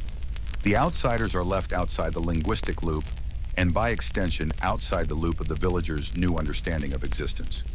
One day, a group of scholars or messengers arrives from a distant seat of learning or power. They've heard whispers of this strange village where everyone talks in clicks and gestures and seems to have abandoned their old ways. They are curious, perhaps wary. They come armed with questions, notebooks, and the assumption that this is some local eccentricity easily documented and categorized. They expect to interview the village elder, record their strange dialect, and perhaps offer civilizing advice. They are, of course, met with the same linguistic wall. They try the old language. The villagers understand it well enough to grasp the intended questions, curiosity, perhaps a hint of condescension, but they respond in the new tongue, using gestures and sounds that convey the feeling of their post-dream existence. The interconnectedness, the lightness, the profound peace. The scholars are utterly baffled. They try writing things down, but how do you transcribe a resonant hum that signifies universal belonging? How do you capture a gesture that embodies the flow of life energy? Their quills hover over parchment, useless. One scholar tries a direct question in the old language loud and clear. Why do you no longer speak as your ancestors did? A village elder, perhaps Ilara's grandmother, who still uses the old language for formal moments, but is fluent in the new, responds with a cascade of gentle clicks and flowing gestures, punctuated by a deep, comforting hum. It's a linguistic tapestry that expresses something like, the old ways served their time, but the river of understanding has shifted course, and we flow with it, guided by a truth revealed in the quiet depths, a truth the old words cannot hold. To the scholar, it just sounds like clicks and noises. He frowns, scribbling something about apparent loss of cognitive function in his notebook, which, let's be honest, is a pretty funny interpretation of spiritual enlightenment. This leads to rumors spreading far and wide about the crazy village or the village of mutes. Some stories are exaggerated, claiming the villagers were cursed or replaced by shapeshifters or simply lost their minds. The truth that they experienced a profound shared revelation that gave birth to a new language and a new way of being is too complex, too alien to fit into the existing narratives of the outside world. The villagers themselves feel increasingly like strangers in their own land when they venture out, which they do less and less. Visiting the nearest market town is now an exercise in frustration and alienation. Their attempts to communicate their needs are met with blank stares or ridicule. They see the world outside still operating on principles that feel fundamentally wrong to them. Competition instead of cooperation, accumulation instead of sharing linear progress instead of cyclical harmony. It's like visiting a foreign country where not only do you not speak the language, but the entire culture operates on an alien logic. You probably won't survive long trying to navigate that without translation, and in this case, no translation is possible. There's a joke that makes the rounds in the village told entirely in the new language. It involves a villager trying to buy a goat in the market and attempting to explain using clicks and gestures that the goat's spirit must be willing to join their flock, a complex sequence of sounds signifying vitality and communal integration, rather than just discussing its price and milk yield simple numbers in animal sounds in the old language. The punchline delivered with a specific sharp click, followed by a series of rapidly rising hums, conveys the outsider's bewildered expression and the villager's resigned, slightly amused sigh. It's hilarious if you understand the linguistic layers, utterly meaningless otherwise. Historians still argue whether language is primarily a tool for conveying information or a mechanism for shaping social identity and cohesion. In your village, it is undeniably both. The new language serves the practical function of communication. Yes, but more powerfully, it solidifies the shared identity forged by the dream. It's the daily enactment of their collective experience, a constant reminder of what they went through together and how it changed them. Using the new language reinforces their bond and simultaneously excludes those who did not share the dream. You see groups of villagers sitting together engaged in what looks like deep conversation, filled with flowing gestures, resonant sounds, and subtle shifts in posture. You can follow some of it now, grasping the general flow, the emotional tone, even some of the specific concepts being conveyed, perhaps discussing the shared work for the day, the feeling of the sun on their skin, or a memory of the dream. When an outsider walks by, the conversation doesn't necessarily stop, but it shifts, perhaps becoming quieter. The gestures more contained a subtle withdrawal into their private world. The outsider sees only a strange, silent tableau, feeling like they've stumbled upon a secret ritual. The outside world's reaction ranges from bemusement to suspicion. Some dismiss it as mass hysteria or a local cult. Others worry it might be contagious or a sign of sedition against the ruling lord. Orders might come down, subtle at first, to monitor the village, discourage travel to and from it. The isolation, initially a natural consequence of the language barrier, starts to be enforced by external forces as well. The wall becomes thicker, higher. This increasing isolation paradoxically strengthens the community within. They rely on each other more, reinforcing their shared language and worldview. The outside world becomes a distant, strange place, less and less relevant to their daily lives in their post-dream understanding of existence. They are the village that speaks the language of dreams, and the rest of the world speaks something else entirely. And for now, they seem content in their linguistic sanctuary. You, having learned their new tongue, are part of that sanctuary, now looking out at the old world through the lens of the dream. That shimmering invisible wall you noticed forming in Section 8, built of clicks and hums and gestures, the outside world couldn't penetrate, wasn't just a linguistic barrier. Oh no, it was also quite practically starting to affect your stomach. The traders, remember, the ones who stared at you like you'd started speaking in ancient Aramaic while simultaneously juggling flaming chickens? They stopped coming. Or rather, they tried coming, got utterly bewildered, and decided the hassle wasn't worth whatever meager profit they might have squeezed out of your bizarre, enlightened community. So the flow of goods slows to a trickle, then stops. Those metal tools the blacksmith used to bring gone, the fine wool they used to trade for absinthe. Spices, forget about it unless you plan on foraging for wild garlic with the spiritual intensity of a monk seeking enlightenment, which, knowing your village now, isn't entirely outside the realm of possibility. You might notice the communal stores dwindling. The sacks of grain look a little less full than they used to. The shelves where imported pottery sat are collecting dust. There's a quiet hum of concern that ripples through the village, a lower, more resonant frequency than the everyday chatter. It's not panic, not yet. The dream taught you patience, interconnectedness, a deep trust in the flow of things. But even interconnectedness needs calories, right? You can't meditate on the oneness of the universe on an empty stomach forever. This is where the rubber meets the road, or perhaps where the locally sourced hand-carved hoe meets the stubbornly resistant earth. The isolation, which initially felt like a peaceful retreat into a shared reality, suddenly presents a very tangible challenge: self-sufficiency. You have to figure out how to live entirely off the land around you, using only what you can produce or find within the village boundaries. It's like your community collectively decided to enter a reality TV show, where the challenge is survive the medieval apocalypse with only good vibes and interpretive dance. You probably won't survive that show. Let's be real, but you're going to give it your best shot. But here's the fascinating part. This challenge doesn't break the community. It sharpens it. It doesn't lead to hoarding or competition, which would have been the old world response. Instead, it becomes a collective project guided by the principles revealed in the dream. Remember that feeling of deep connection, of everything being part of a larger whole, that applies to resources too. The land isn't just dirt to be exploited. It's a partner. The plants aren't just food, they're fellow inhabitants of the same energy field. And each person's skills aren't just their own, they are resources for the entire community. So you see a surge of activity, but it's different from the frantic, individualistic scurrying of the old days. It's coordinated, collaborative, almost rhythmic. The new language is perfect for this. Instead of shouting orders or negotiating labor tasks are discussed using those resonant hums that signify collective intention.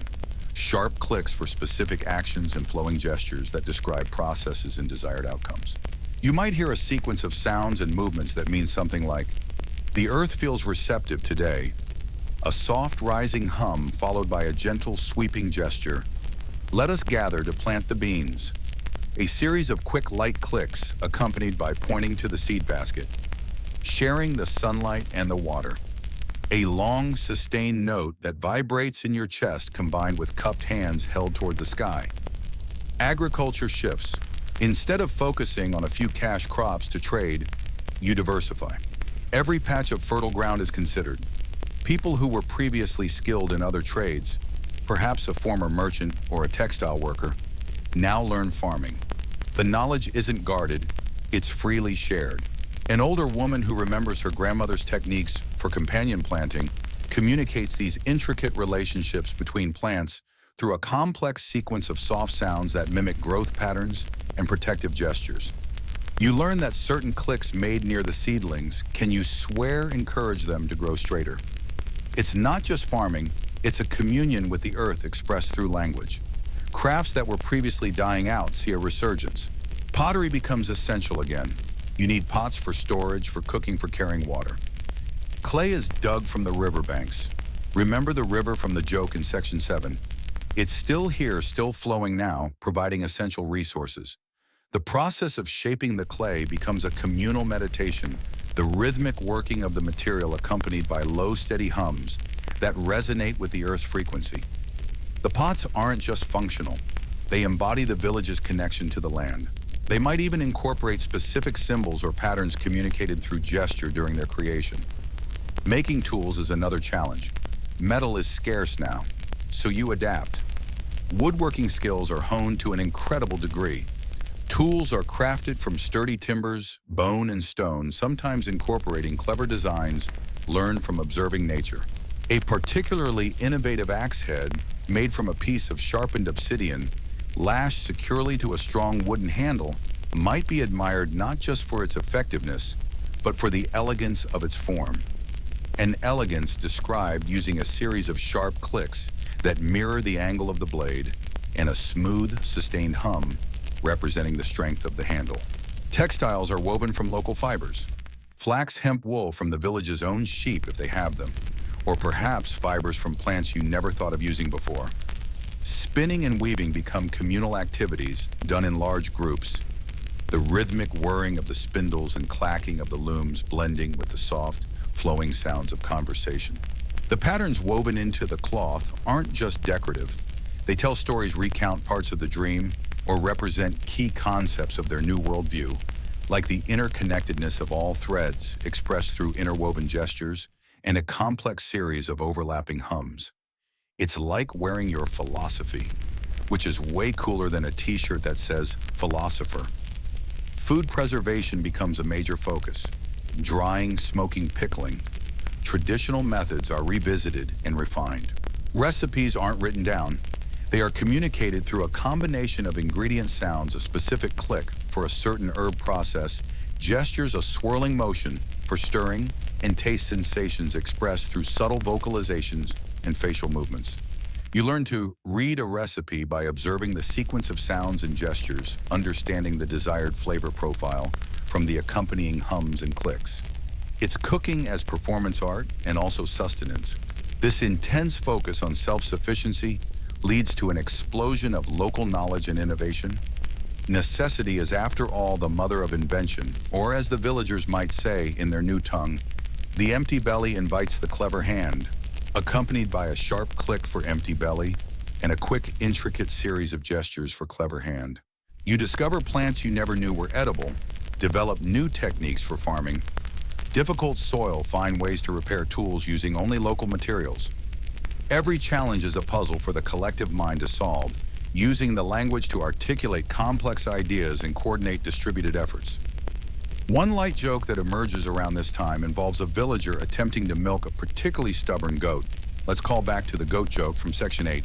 While trying to communicate the concept of reciprocal exchange, a sequence of gentle hums and back and forth hand motions in the new language. The punchline delivered with a sudden sharp bleat sound a rare use of an old language mimicry for comedic effect, followed by a gesture of something kicking over, conveys the goat's utter lack of understanding and the villager's exasperated but ultimately understanding sigh. It highlights the difference between intentional communication with fellow beings and the inherent, sometimes uncooperative nature of the rest of the world. Historians still argue whether agricultural innovation is primarily driven by population pressure, forcing people to extract more from the land, or by social factors like cooperation, surplus accumulation, or the need for communal labor. Your village's rapid shift suggests that a profound social and philosophical change, coupled with necessity born of isolation, can be a powerful catalyst for adopting new, or rather rediscovering old and adapting them with new understanding ways of working the land and producing goods. It wasn't about needing more, it was about needing differently and together. As a quirky tidbit, consider the historical examples of victory gardens or community-supported agriculture (CSA) initiatives that emerged during times of hardship or as conscious social movements. These aren't exactly fringe, but they represent moments where communities intentionally shift towards more localized food production and mutual support. Your village takes this several steps further, integrating this self-sufficiency into their core spiritual and linguistic identity, making it less of a temporary measure and more of a fundamental way of life. It's like a CSA for your soul. The outside world continues to buzz with rumors about the crazy village, as you heard in section 8. But inside the village, you feel a different kind of buzz. The quiet hum of shared purpose, the gentle clicks of coordination, the resonant thrum of a community supporting itself literally from the ground up. The challenges of isolation force you to rely more deeply on each other on the land and on the shared understanding born of the dream. Every successful harvest, every well-crafted tool, every piece of woven cloth made from local fibers isn't just an economic achievement. It's a reinforcement of your new reality. It solidifies the boundary between your world and the outside, making that external reality feel even more alien and less desirable. There might be days that are tough. The weather is bad, a crop fails, someone gets sick. But the response is always communal. Resources are pooled. Care is shared. The language provides the framework for this deep empathy and cooperation. A soft, mournful hum might signify shared sadness, followed by a series of gentle clicks and sweeping gestures that communicate support and the promise of help. The old language had words for sympathy, yes, but they felt intellectual. This new language embodies empathy through sound and movement, making it a physical, visceral experience. Another gentle joke might involve the village elder trying to explain the concept of surplus in the new language. In the old world, surplus meant extra to sell to accumulate wealth. In the new language, surplus means resources to share to ensure everyone has enough or perhaps to offer back to the earth in gratitude. The elder might use a gesture of overflowing hands combined with a specific resonant hum, but an outsider, if one were present, would just see someone making strange noises and hand motions over a pile of vegetables, potentially interpreting it as some sort of hoarding ritual, which is kind of funny when you know the truth.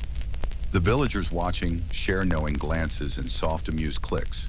This self-imposed, or perhaps more accurately externally imposed and internally embraced self-sufficiency transforms the village not just economically, but culturally. Their calendar might shift to follow the rhythms of planting and harvesting more closely. Their festivals might celebrate the bounty of their own land. Their stories told in the new language become centered around their relationship with their environment and their collective efforts. The dream wasn't just a one-time event.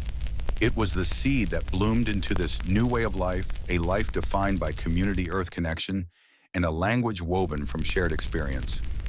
You are now part of a village that isn't just different because it speaks a new language.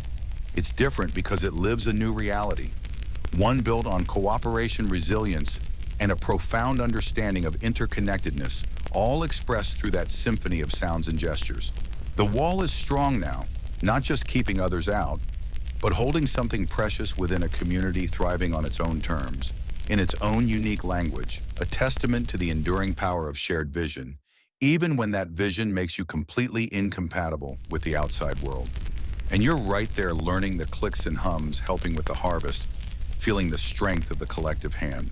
The wall you built, or rather the one that coalesced around your village from the shared sounds and gestures of your new language, and the quiet strength of your collective self-sufficiency, wasn't just for keeping pesky traders away.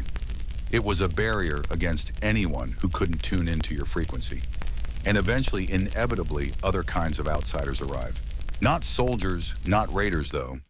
You did have one brief, bewildering encounter with a small, utterly confused group of bandits who, faced with your collective humming defense system and synchronized interpretive dance response to aggression, decided this village was clearly haunted by extremely weird spirits and bolted. No, the next significant challenge comes from those who believe they hold the real truth and feel compelled to share it whether you ask them to or not. Enter the missionaries. Perhaps they heard the strange rumors about the village from the bewildered traders, remember them, scratching their heads back in Section 9.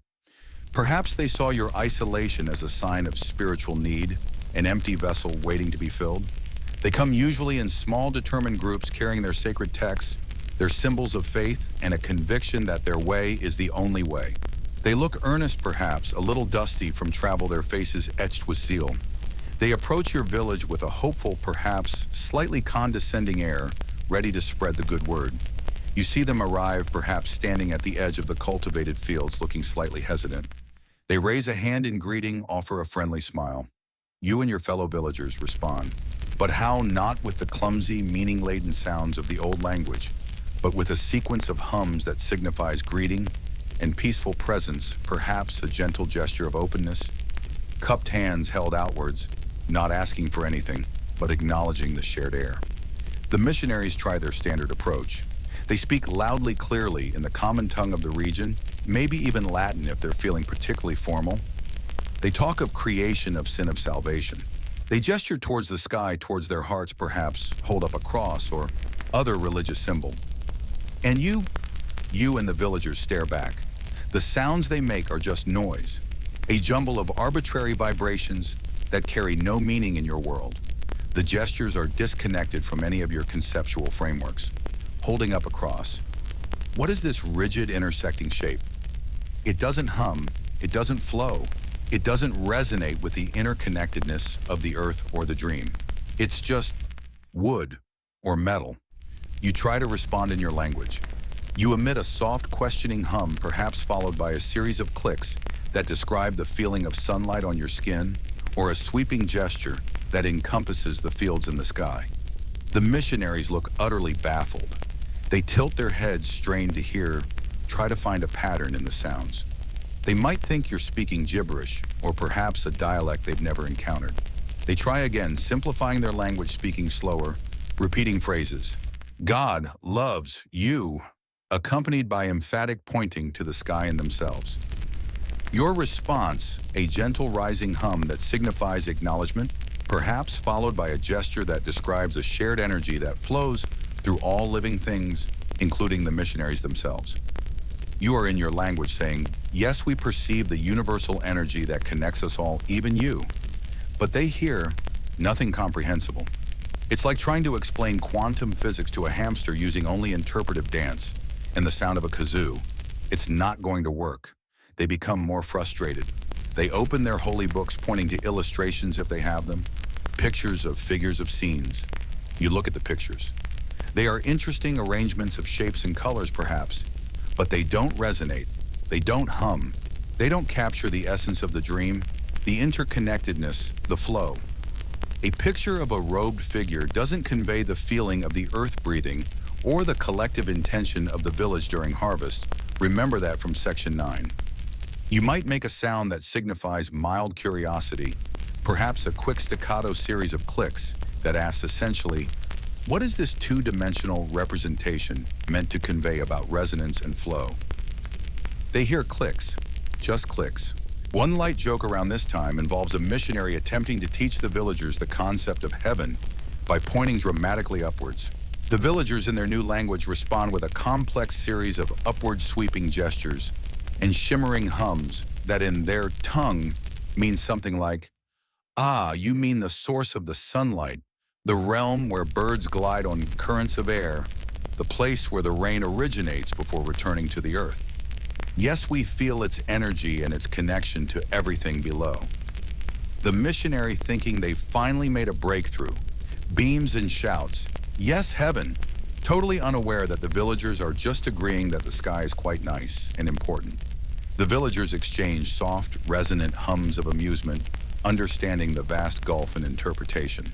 The missionaries try bringing gifts. Beads, simple tools, perhaps brightly colored cloth. These are tangible things. Surely they can understand this. You accept them with sounds of gratitude, a specific low rumbling hum, signifying appreciation and gestures of reciprocity, placing your hand over your heart and then extending it outwards as the dream taught you about the flow of energy and exchange. But they mistake your polite acceptance for interest in their message. They redouble their efforts, pressing their books into your hands, making fervent speeches. The books are interesting objects. They have weight, they smell of ink and paper. You might examine the strange markings inside with curiosity, perhaps making a series of soft clicks that mean, "These are intricate patterns, but where is the resonance?" This is where the linguistic and philosophical barrier becomes brutally clear. Your language is built on resonance, vibration flow, collective experience, and the direct connection to the physical and spiritual world as revealed in the dream. Concepts like sin, redemption, divine judgment, individual salvation. These simply have no corresponding sounds, hums, clicks, or gestures in your new tongue. There is no word or sound sequence for guilt in the old sense. There are only sounds and gestures that describe disharmony or disconnection from the collective flow, which is a very different idea. There is no concept of needing salvation from an external entity, because your entire existence is now about integrating with the universal flow, which is already present. It's like trying to explain the rules of baseball using only the language of interpretive dance about baking bread. The vocabularies, the grammar, the fundamental concepts are completely incompatible. Historians still argue whether the success of missionary efforts in various historical periods was more dependent on the adaptability of the missionaries themselves, their willingness to learn local languages and customs, the existing social or political conditions in the target culture, e.g. instability making people seek new beliefs or the sheer power dynamics involved. Missionaries often arrived alongside colonizers. In your village's case, the missionaries face a community that is internally stable, self-sufficient, thanks to Section 9, and possesses a completely unique, non-adaptable linguistic and philosophical system that actively resists external concepts. There's no vulnerability to exploit no existing framework to latch onto. A quirky tidbit here might be the historical accounts of explorers or missionaries encountering cultures with entirely different number systems, color perception, or spatial understanding, leading to bizarre and often comical communication failures. Some cultures, for instance, didn't have abstract numbers beyond 1, 2, and many. Imagine trying to explain the Holy Trinity or the number of disciples to people for whom anything beyond 2 is simply many. Your village's linguistic barrier is even more profound, extending to abstract moral and spiritual concepts. The missionaries grow increasingly bewildered. They might start talking to each other in hushed, frustrated tones. They try drawing pictures in the dirt using exaggerated mimes.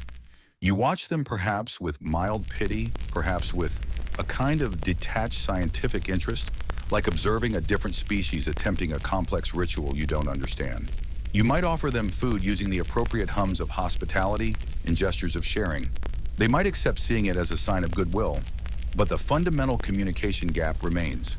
You're offering physical sustenance. They're looking for spiritual conversion, worlds apart. Another gentle joke. A missionary desperate to convey the idea of judgment points dramatically at a villager and makes a stern tut-tut sound in the old language. The villager, whose new language has no concept of individual moral judgment from an external source, interprets the gesture and sound as a curious mimicry of a small bird call they heard earlier. That day recall the animal sounds in Section 8. They respond with a soft trilling sound and a quick fluttering hand gesture intending to communicate, "Ah, yes, like the little bird." The missionary interpreting this as mocking or perhaps a strange pagan ritual recoils in horror. More knowing hums ripple through the watching villagers. The missionaries spend days, perhaps weeks, trying every trick in their book. They sing hymns. The sounds are pleasant enough, like a different species of bird song, but they carry no inherent meaning beyond vibrations. They try to set up a small altar or display of their religious items. Interesting objects, perhaps, but they don't resonate with the earth. They might even try living among you for a short while, hoping exposure will work. But they remain outsiders speaking in a dead language about concepts that are alien and meaningless. They cannot participate in the harvest that sustains you because they don't understand the language of working with the earth. They cannot share in the communal meals with true belonging because they cannot speak the language of shared sustenance. They exist on the periphery, observing a world they cannot penetrate. The open scholarly debate could phrase itself around questions like, historians still argue whether deeply ingrained cultural paradigms, particularly those encoded in language, present truly insurmountable barriers to the adoption of external belief systems, or whether such barriers are ultimately fluid and subject to change under sufficient pressure. Your village, with its language born of a collective transformative experience, offers a compelling case for the insurmountable barrier side of that argument, at least in the short term. Eventually, the missionaries reach a point of exhaustion and futility. They have preached to ears that hear only noise, offered salvation to souls that feel no need for it in their terms, and presented truth to minds that operate on entirely different principles. They are not met with hostility, just with utter, complete, polite incomprehension. There's nothing to convert, nothing to argue against, nothing to even discuss, because there's no common ground, not even a shared vocabulary for disagreement. It's not persecution, it's just silence, a linguistic void. They pack up their books and symbols, their faces reflecting not anger, but a deep, unsettling confusion. They came to bring light, but found themselves standing in a place that seemed to exist in a different dimension of reality, one utterly dark to their understanding. They leave defeated by linguistics and altered consciousness. Their reports back to their superiors are probably filled with phrases like demonically confused, speaking in tongues of Babel, or simply unreachable. The rumors about the strange village persist, perhaps even deepen, but the village itself remains undisturbed by their visit. The failed missionary effort only serves to underscore the strength of the boundary, the integrity of your new reality, and the power of a shared language to define a world. You continue your life tending the fields, crafting your tools, raising your children, communicating in the rich, resonant language of the dream, a language that the outside world can only hear as sounds, but which you live as truth. The wall holds. The missionaries are gone. Life goes on humming and clicking inside your self-contained world. The footsteps of the missionaries fade, swallowed by the sounds of the forest and the sheer, impermeable silence your language creates around your community. They left confused and defeated, like someone trying to debate the color of Tuesday.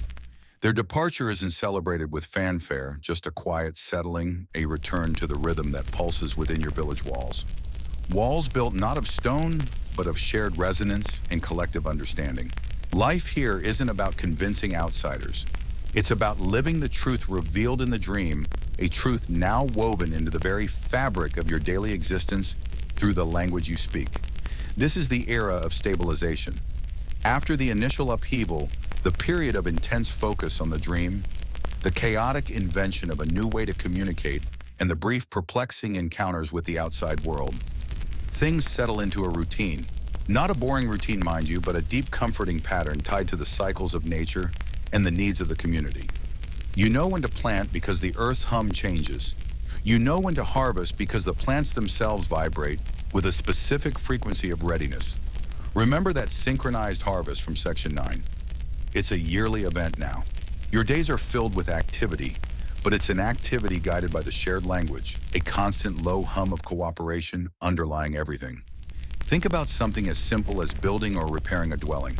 In the old days, it was shouting instructions, maybe drawing diagrams in the dirt, lots of pointing and grunting. Now it's a symphony of focused sound and gesture. A specific series of clicks might indicate the type of wood needed. A resonant hum at a certain pitch signals the required length, A sweeping gesture describes the joint you're trying to create. Someone working on a different part of the structure might emit a questioning sequence of tones.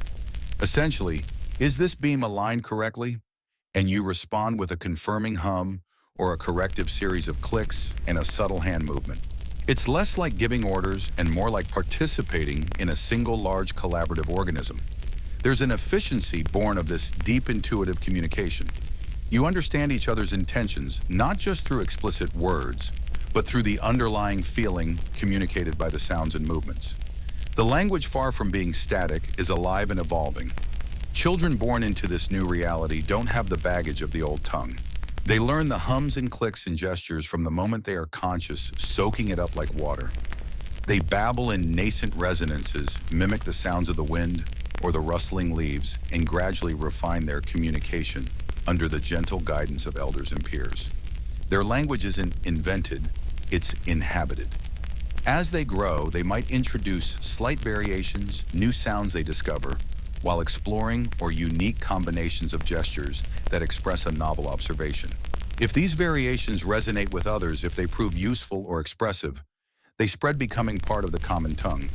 It's like a linguistic coral reef, constantly growing and changing, adding new structures built on the old. Teaching is no longer about lecturing or memorizing facts from a book. What even is a book to these kids? Just weird flat objects that confused outsiders brought. Knowledge transmission is experiential and linguistic. To teach a child how to weave a basket, you don't explain it step by step in a linear fashion. You sit with them, guiding their hands, and simultaneously produce the hums and clicks and gestures that describe the process. A low, steady hum might signify the bass rhythm of the weave. Sharper clicks describe the tension needed for a particular reed. A circular gesture shows how to loop the material, but more than that, you transmit the feeling of weaving. The patience required, the connection to the plant fibers, the satisfaction of creation, all through the subtle nuances of sound and movement. The language is the lesson. You learn by doing, and the language guides that doing, embedding the knowledge in a holistic, resonant experience. Social structure isn't rigid. There aren't chiefs or kings in the old sense. Decisions that affect the community are made communally. When a problem arises, say a particularly harsh winter or a new challenge in the fields, people gather. The discussion isn't a series of arguments or speeches. It's a complex exchange of sounds and gestures, expressing concerns, proposing solutions, sharing insights gleaned from experience, or sometimes from dreams. The dream that started it all is still a touchstone, though perhaps less literal and more symbolic now. Consensus emerges not from voting, but from a kind of collective resonance. When the community hits upon a solution that feels right, that hums with the appropriate energy, there's a palpable shift in the collective soundscape. A harmony is achieved, a shared understanding clicks into place. It's democratic but driven by intuition and shared resonance rather than formal debate. Trying to explain this process to an outside politician would be like trying to explain competitive synchronized swimming to a rock. Utterly pointless. A light joke here. Sometimes during these consensus-building conversations, someone might accidentally produce a sound or gesture that means something entirely unrelated. Maybe the sound for ripe berry instead of the sound for flood control. You know, a ripple of amusement passes through the gathering, expressed not with laughter, though perhaps soft airy sounds like exhaling joyfully, but with a collective gentle pop sound that in their language signifies, oops, delightful non sequitur. The speaker then corrects themselves, and the communal hum of discussion resumes, maybe with a lingering undertone of gentle silliness. Because their language is so tied to shared experience and direct perception, concepts that were crucial in the old world simply don't translate. Private property, for instance, in the sense of absolute ownership of land or resources. How do you describe that with hums about interconnectedness and gestures about shared flow? You can't. Resources are managed communally, work is shared, and the produce of the land belongs to the village to be distributed based on need and contribution. Concepts that do have clear expressions in their language. The abstract concepts of ownership, wealth, accumulation, or individual rights are simply absent. They live in a post-scarcity mindset, not because they have everything, but because their language and culture are built on sharing what they have. Historians still argue whether the very structure of language determines the limits of human thought. This is the Sapir-Whorf hypothesis, basically. Does your language prevent you from even thinking about individual property ownership or abstract monetary value? It certainly seems to shape your reality profoundly. You don't need those concepts because your language doesn't provide the framework for them, and your society functions perfectly well, perhaps even better without them. A quirky tidbit related to language and thought. Some studies suggest that cultures whose languages don't have specific words for numbers beyond a certain point actually struggle to distinguish between quantities larger than that number. Similarly, languages without clear future tense markers might correlate with cultures less focused on long-term planning. Your language born of an intuitive resonant dream is likely shaping your perception of time, space, and social reality in ways the old language never could. Time might be understood less as a linear progression and more as cyclical flow described with repeating, undulating hums. Think about personal identity. In the old language, you had a name, maybe a family lineage, a profession. In the new language, your identity is expressed through your unique voice, the specific timbre of your hum, the subtle variations in your clicks, the individual grace or strength of your gestures. Your name isn't a fixed label, but perhaps a signature sequence of sounds and movements that identifies your particular resonance within the community's harmony. Your profession isn't just what you do, but how your skills and contributions resonate with and strengthen the collective. Are you a skilled potter? Your communication about clay and form will have a certain resonant quality, a signature pattern that others recognize and value. Identity is about contribution and connection, not separation or status. Another gentle joke. A young villager experimenting with sounds produces a series of high-pitched clicks and rapid fluttering hand movements that sounds vaguely like a nervous bird trapped indoors. Recall the bird calls from the Section 8. The elders listen, tilting their heads, and eventually one responds with a deep, slow hum and a steady grounding gesture, which in their language means something like, you are expressing the fleeting anxiety of encountering the unknown, like a small creature facing something much larger. A valuable observation, though perhaps a bit high-strung for daily conversation. The younger villager chuckles or emits the appropriate gentle, exhaling joyfully sound and tries again, aiming for a more grounded resonance. The language has room for playful experimentation, even if it sometimes leads to unintended avian impressions. Maintaining this linguistic reality requires constant immersion. If you left the village for an extended period, would you start to lose the fluency, the intuitive understanding? Probably. It's like any language. You need practice, you need to be surrounded by it. But unlike most languages, yours is intrinsically tied to a specific way of life, a specific worldview. To stop speaking, it is in a sense to stop being a part of the village's unique reality. The relationship with the dream evolves too. It's no longer just a memory of a single night. It's a foundational myth, a source of wisdom, a reference point for understanding the world. When teaching children about the interconnectedness of nature or the importance of communal harmony, elders refer back to the great resonance, the shared vision, the dream. The language itself contains echoes of that experience, certain root sounds or gestures that are understood to be fundamental, directly linked to the initial revelation. It's a spiritual practice woven into daily conversation. Consider the arts. In the old world, art was often representational, painting pictures, sculpting figures, telling linear stories. What is art in your village? It might be purely abstract expression, complex sequences of resonant hums and dynamic gestures that evoke feelings, describe energies, or explore abstract relationships between concepts derived from the dream.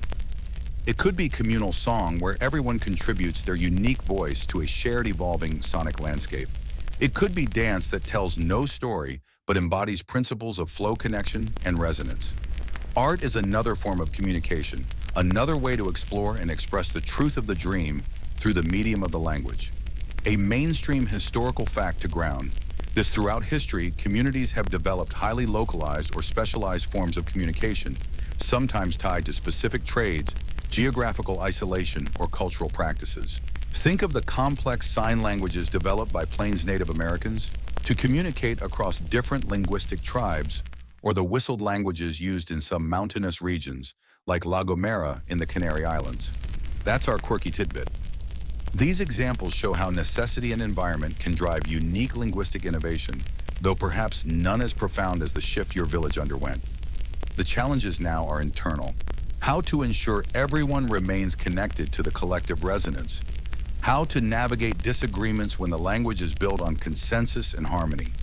Perhaps discord is expressed as a dissonant hum or a jarring click sequence. How to adapt to genuine novelty, a new disease, a rare environmental event, using a language tied to established patterns. These are the ongoing questions, the subtle challenges of living in a world of your own making, defined by a language only you truly understand. The village thrives not in isolation born of fear, but in self-containment born of completeness. The language is not just a tool, it is the environment, the culture, the identity. Outsiders see a strange, silent perhaps, unnervingly unified community. You see a world of rich resonance, deep connection, and vibrant life expressed in every hum, click, and gesture. You are safe not behind physical walls, but inside a linguistic and cultural bubble, a self-sustaining reality built on a foundation of collective dreams and shared sounds. The dust settles after the missionaries leave, but their confused whispers don't just disappear into the humid air. They catch on the breeze, travel down the river, and filter through the sparse networks of trade and gossip that connect your isolated region to the wider world. Tales spread distorted and exaggerated with each retelling. The silent village, people whisper in distant market towns. They speak with birds, claims a merchant who barely saw you from a distance. Remember those bird sounds from Section 8? They read minds, shouts a frantic traveler who felt the unnerving unity of your community's communication. These rumors, like seeds carried by the wind, eventually land in fertile ground. The universities, the scientific societies, the salons where educated folk discuss the strange corners of the globe. A village that changed its language overnight. A community communicating through methods unknown to conventional linguistics. This isn't just missionary trouble. This is a potential goldmine for discovery, a chance to write a groundbreaking paper, perhaps even find fame within the hallowed halls of academia. Curiosity, the kind that drives scholars and adventurers alike, begins to prickle, and so they come. Not with crosses and Bibles this time, but with notebooks, recording devices, measuring tapes, and an air of intellectual superiority that is almost comical to observe. They are anthropologists, linguists, maybe even early psychologists, eager to dissect, analyze, and categorize your reality. They arrive in a small academic procession. Tweedy professors, bright-eyed graduate students, perhaps a nervous photographer trying to capture the exotic natives without scaring them. From your perspective, watching them set up camp on the edge of your clearing is like watching ants try to understand the symphony of a forest. They are so focused, so earnest in their attempts to apply their established frameworks to something that utterly defies them. They pull out their phrase books from the old regional language, the one you've all but forgotten. They try speaking to you slowly, deliberately, as if you are simpletons. You respond with the gentle hums of greeting, the open hand gestures of welcome that are part of your new linguistic reality. Their faces, initially hopeful, crumple into confusion. They try again, louder this time, maybe repeating the same old words. You just tilt your heads, exchanging glances with your neighbors, a shared resonance of mild bewilderment passing between you. They start observing. They watch you build harvest care for your children, resolve minor disputes. They try to record your sounds, holding microphones aloft like delicate flowers, but they only capture disjointed noises, failing to grasp the underlying meaning, the interconnected flow. They attempt to catalog your gestures, filling pages with rough sketches and hurried notes describing movements, without understanding the subtle shifts in tension, speed, or angle that convey crucial information. It's like trying to understand a complex dance by just listing the positions of the dancer's feet. They try to teach you their language, the old regional tongue, perhaps even the missionary language they brought. They point at objects and say words. They hold up pictures and make sounds. You watch patiently, perhaps mimicking the sounds back, but without any connection to the meaning they assign. You might produce a sound that in your language means, "This external object is irrelevant to the present task," accompanied by a gentle sweeping gesture, and they jot it down in their notebooks, perhaps categorizing it as local word for rock, because you happen to be near a rock. It's a comedy of errors of fundamental miscommunication at the deepest level. A light joke here. One earnest young anthropologist tries for days to elicit the word for chief or leader, pointing at various respected elders, trying to get you to say something that aligns with their hierarchical expectations. You and the elders exchange a series of complex resonant hums and gestures that convey something like, "Bless your heart, you are searching for a mountain peak in a landscape that is a gentle rolling hill, adorable confusion." The anthropologist, of course, records it as untranslatable grunt, possible acknowledgement of authority figure, bless their heart indeed. The core of the problem from the academic's perspective is that your language isn't based on discrete words and grammatical rules in the way theirs are. It's holistic resonant, tied to shared experience and collective consciousness. How do you explain that a certain sequence of hums and gestures doesn't just mean the river is rising, but also conveys the feeling of the river's power, the subtle change in the air pressure, and the collective memory of past floods? They are looking for vocabulary lists. You are speaking in symphonies of shared reality. This ties into a mainstream historical fact about early linguistic studies. Often linguists approaching previously unstudied languages from Western traditions would try to force them into Indo-European grammatical structures, looking for nouns, verbs, adjectives, tenses, even if the language didn't naturally organize itself that way. This often led to misunderstandings and mischaracterizations of languages that had fundamentally different structures and ways of conceptualizing the world. Your language is an extreme example of how Western linguistic frameworks can utterly fail to capture the essence of a non-traditional communication system. Historians still argue whether early anthropological studies of non-Western cultures were inherently biased by the researchers' own cultural lenses. Were they capable of seeing what was actually there, or did they only see what their own paradigms allowed them to see? In your case, the gap is so vast that the debate is less about bias and more about fundamental incompatibility. They are trying to analyze a dream using the tools of physics. A quirky tidbit they might encounter and be utterly baffled by is how your language incorporates environmental sounds. Remember how the language initially emerged with echoes of nature that's still present. A particular rustling leaf sound, or a specific bird call mimicry, callbacks incorporated into a communication sequence, doesn't just refer to the leaf or bird, it can modify the meaning of the entire utterance, perhaps indicating a specific location, a feeling of freedom or caution associated with that sound, or even adding a layer of poetic metaphor.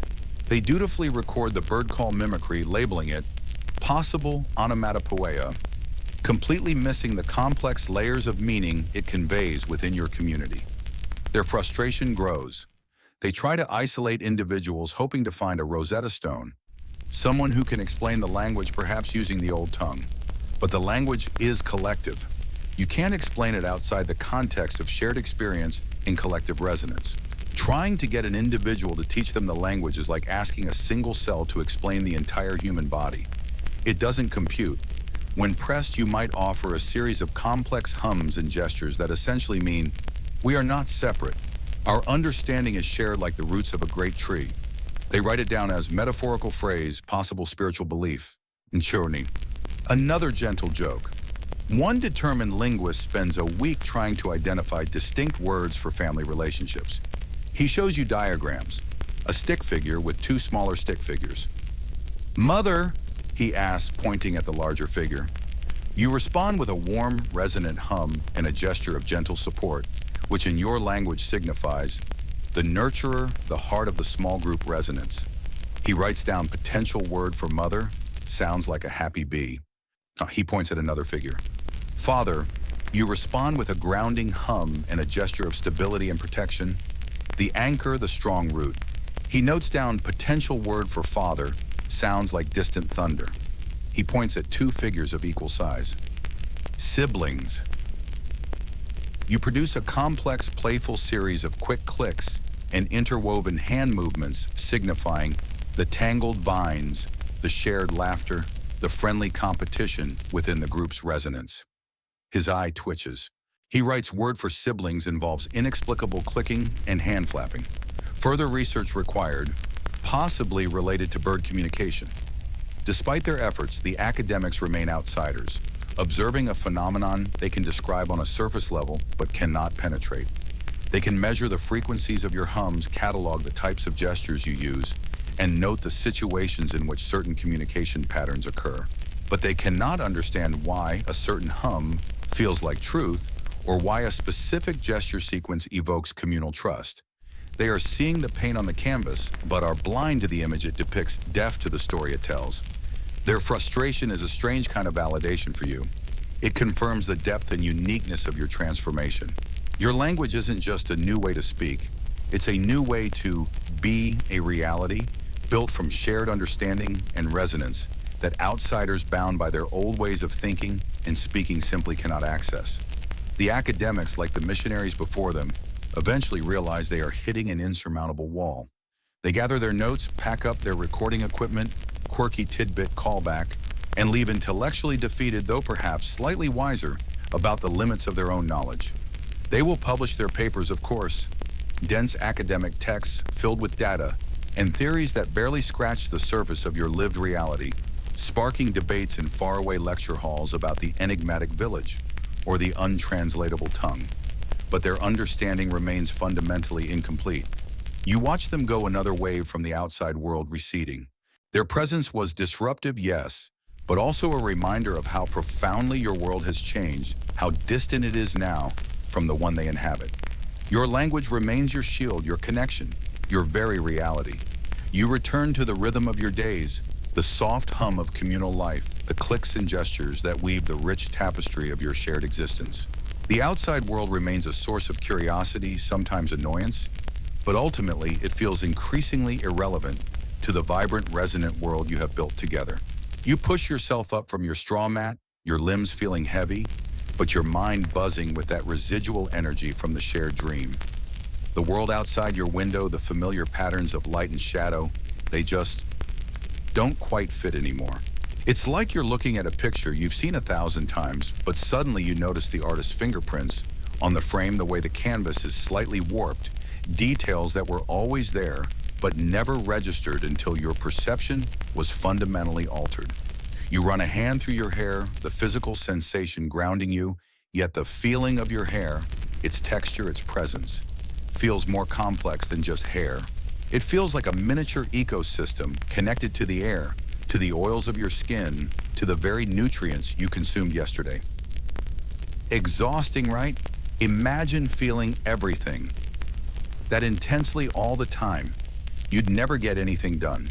The first true test comes when you step outside. The air bites with the morning chill, a familiar sensation. But as you draw a breath, you don't just feel the cold. You feel the structure of the air molecules, the way they hold scent, the faint vibrations of distant sounds carried within them. You hear voices, neighbors stirring, calling out greetings or instructions. But the sounds, oh, the sounds are the strangest part. They seem flat, thin, like trying to listen to a symphony through a cracked nutshell. Someone calls your name. Hey, are you awake? It's Alara, her voice usually a warm, familiar melody. But now it sounds hollow, the syllables clunky, inadequate. You open your mouth to reply, to say, "Good morning," but the words catch in your throat. "Good morning."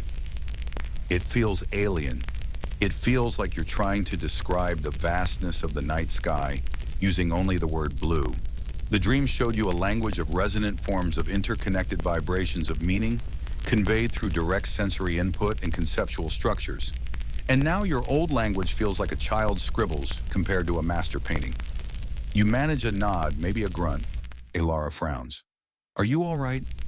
You look like you wrestled a badger in your sleep, which honestly is probably how a lot of people feel most mornings anyway, sans the badger. You try to explain the dream, but where do you even start? The night, it was, the words fail you. How do you describe seeing colors that were also feelings? How do you explain hearing the history of a river in a single sound? Your vocabulary, honed over a lifetime of describing tangible objects and straightforward actions, is useless for this new internal landscape. This isn't just you, though. As others emerge from their homes, you see it on their faces, hear it in their stilted conversations. The usual easy flow of greetings and morning chatter is replaced by hesitant starts, unfinished sentences, and gestures of frustration. Old man Hemlock, who usually tells the same 3 jokes every morning, seriously, Gramps, we get it. The chicken crossed the road just stares into the distance, his mouth opening and closing silently.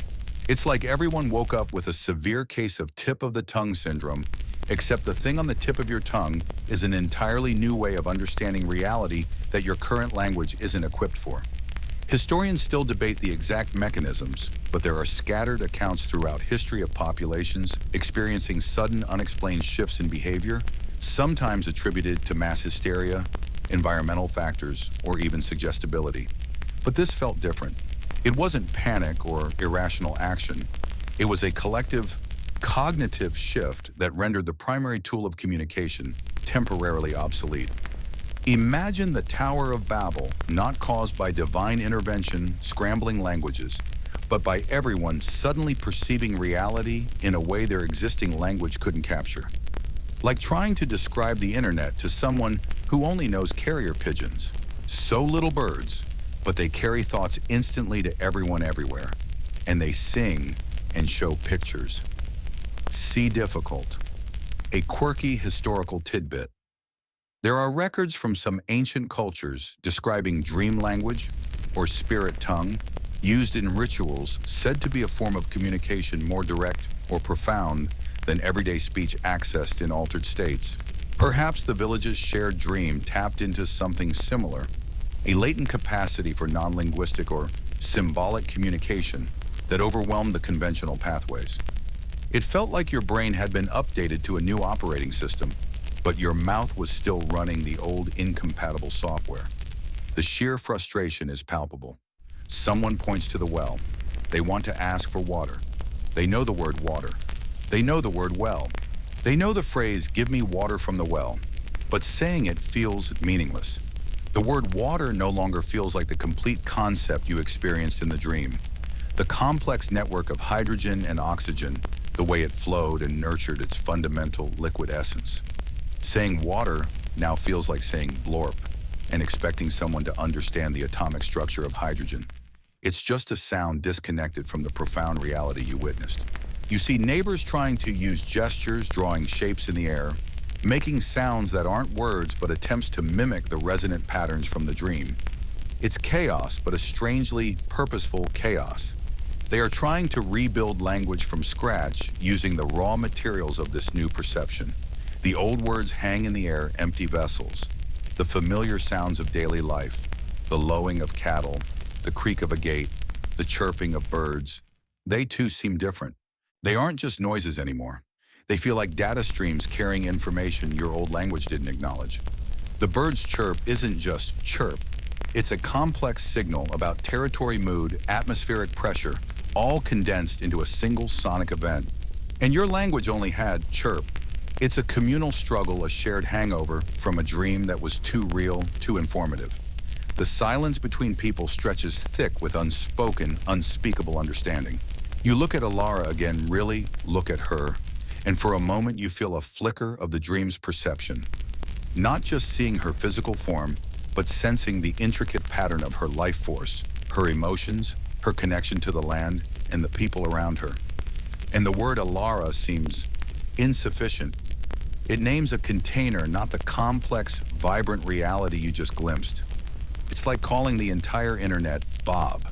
Doesn't quite cover it. This morning isn't about figuring out what the dream meant. It's about the immediate, overwhelming challenge of existing in a world you now perceive differently and trying to communicate that experience with tools that were designed for the world as you saw it yesterday. The village isn't just awake, it's been fundamentally retuned, and the old language is jarringly out of key. The initial shock gives way not to despair, but to a deeply ingrained human impulse, the need to connect. You look at Alara, she looks at you, and despite the vast, unspeakable gulf that has opened between your minds and your old words, there's still the shared understanding of the immediate physical reality. You still need water from the well. The animals still need feeding. The sun is still climbing in the sky, demanding that the day's work begin. You can't just sit around staring blankly at each other, wishing language hadn't decided to take a sudden, existential vacation. So you try. You point. Not just pointing at the well, but a point that tries to convey direction, purpose, the effort of walking there. It's more than just an index finger extended. It's a gesture imbued, however clumsily, with intent and context. Ilara nods, but it's a hesitant nod, her eyes searching yours, trying to find the familiar anchors of meaning in the unfamiliar sea of your expression. She gestures back a sweeping motion toward the sky, then tapping her stomach. Sunrise, breakfast, basic needs stripped bare of linguistic ornamentation. The old sounds, the old words, they don't vanish entirely. They're still there, rattling around in your head like loose stones in a jar. But they feel inadequate, like trying to build a complex machine using only pebbles and twigs. You find yourself trying to combine them with other things. Sounds that aren't words, mimicking the resonant hum you felt in the dream. Gestures that trace shapes in the air, trying to represent the complex forms the dream showed you. Even expressions on your face that try to carry a weight of meaning your voice can no longer hold. Imagine trying to describe your favorite song using only the sounds a toaster makes. Click, clack, ding, pop, whir, hiss. It just doesn't capture the melody, the rhythm, the emotion, does it? That's a bit like what's happening with your old language. You have the basic toaster sounds, but the song of your new perception is infinitely more complex. Someone wants to talk about the crops. In the old language, you'd say, "Are the beans ready?" Simple, functional. Now they walk to the edge of the field. They kneel down, they touch the leaves with a reverence they never showed before, perhaps making a soft, vibrating sound deep in their chest, an echo of the dream's resonance. Then gesture outwards, encompassing the whole field, and finally point back to themselves with a questioning look. Are these gesture at plants, ready complex gesture, our sound? It's slow, it's exhausting, but it's the messy, vital birth of something new. This is where language really comes from, you realize. Not handed down perfectly formed, but hammered out of necessity, sculpted by shared experience, and the need to communicate what's felt and perceived. Your village is essentially having a mini-linguistic Big Bang compressed into a single morning, like watching the first proto-humans grunt and point at a saber-toothed cat, except instead of trying to describe danger, you're trying to describe the shimmering, interconnected essence of the saber-toothed cat's fur and its place in the local ecosystem. Much harder to grunt your way through that, I imagine. Historians still argue whether the earliest forms of human communication were primarily gestural sonic or a combination. But watching your neighbors fumble for new ways to express themselves, you see a bit of all three emerging simultaneously. Someone wanting to indicate a specific type of berry might cup their hands in a particular way, gesture, make a high-pitched trill sound, and point to a patch of bushes context. Over time, if this proves effective, that specific combination of gesture, sound, and context starts to mean that specific berry. It's language creation in real time, driven by collective need and informed by a collective altered perception. A quirky tidbit: did you know that many sign languages develop spontaneously within deaf communities, often completely independent of surrounding spoken languages? They aren't just signed versions of spoken words. They have their own complex grammar, syntax, and methods of conveying information, including rich ways of describing spatial relationships and abstract concepts. It's a powerful reminder that language isn't tied to sound alone. It's about structured communication of meaning, adaptable to different modalities. Your village, in a way, is creating its own unique, multifaceted communication system, drawing on sound, gesture, and perhaps even that resonant internal feeling component from the dream. You try to join in. You want to ask about gathering firewood. You could say firewood, but the word feels hollow. You recall the feeling of wood from the dream, its dense structure, its stored energy, its connection to the tree it came from. You try to mimic a cracking sound, trace the shape of a log in the air, then make a warming gesture with your hands, and finally a gesture indicating collection or gathering. Crack, shape, warmth. Gather, your neighbor tilts their head, eyes narrowed in concentration, then a flicker of understanding. They nod, make a similar cracking sound, point toward the forest, and make a walking gesture. Success. A clumsy multimodal conversation about gathering firewood. It's like playing charades where the clues are based on abstract philosophical concepts. It's messy. There are misunderstandings. Someone trying to describe the river's flow might make a wavy gesture and a rushing sound, but accidentally convey wavy rushing wind instead. You see frustration flare hands thrown up in exasperation. It's definitely not as smooth as the old way, which, let's be honest, wasn't always perfectly smooth either. Remember trying to explain that weird dream you had last night? So there was a talking badger, right? And he was wearing roller skates. See, language has its limits even on a good day, but amidst the confusion patterns start to emerge. Certain sounds or gestures repeatedly used for similar concepts informed by the new perception begin to stick. The vibrating chest hum seems to be associated with essence or connectedness. A sharp percussive sound paired with a quick angular gesture might signify separation or distinction. Concepts that felt less prominent in the dream's unified vision. It's like each new communication attempt is a tiny experiment, and the ones that successfully transmit meaning are reinforced, gradually forming a new vocabulary and grammar built on shared experience and shared altered perception. This process of language change is a mainstream historical fact. Languages are constantly evolving.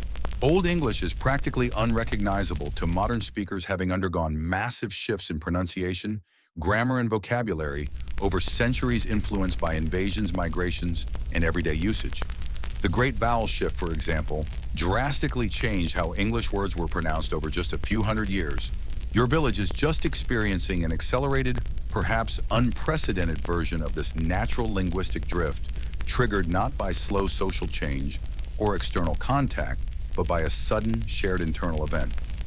It's like the language decided to skip about 1,000 years of gradual updates and jump straight to version 2.0, leaving everyone scrambling to catch up. The remarkable thing isn't just that the old language is failing, but that a new one is already tentatively beginning to sprout in its place. It's a testament to the resilience of human connection and the fundamental drive to share understanding. Even as you struggle with the basic tasks of the day, the air is filled with this symphony of new attempts. Experimental sounds, expressive gestures, silent, searching looks.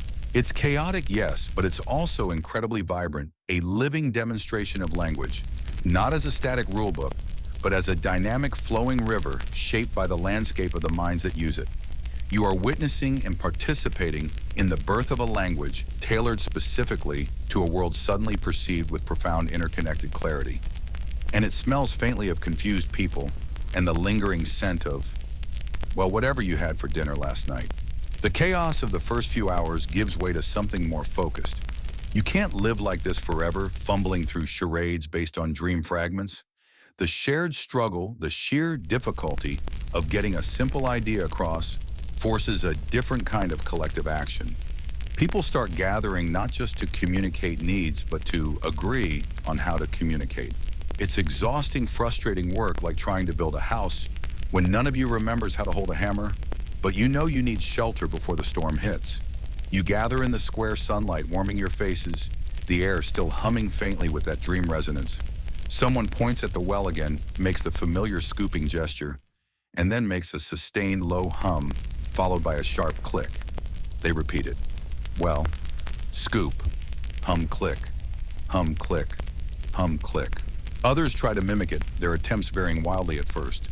But through repetition, correction, often just exasperated head shakes, and more pointing and shared intent, that particular sequence starts to coalesce around the concept of getting water.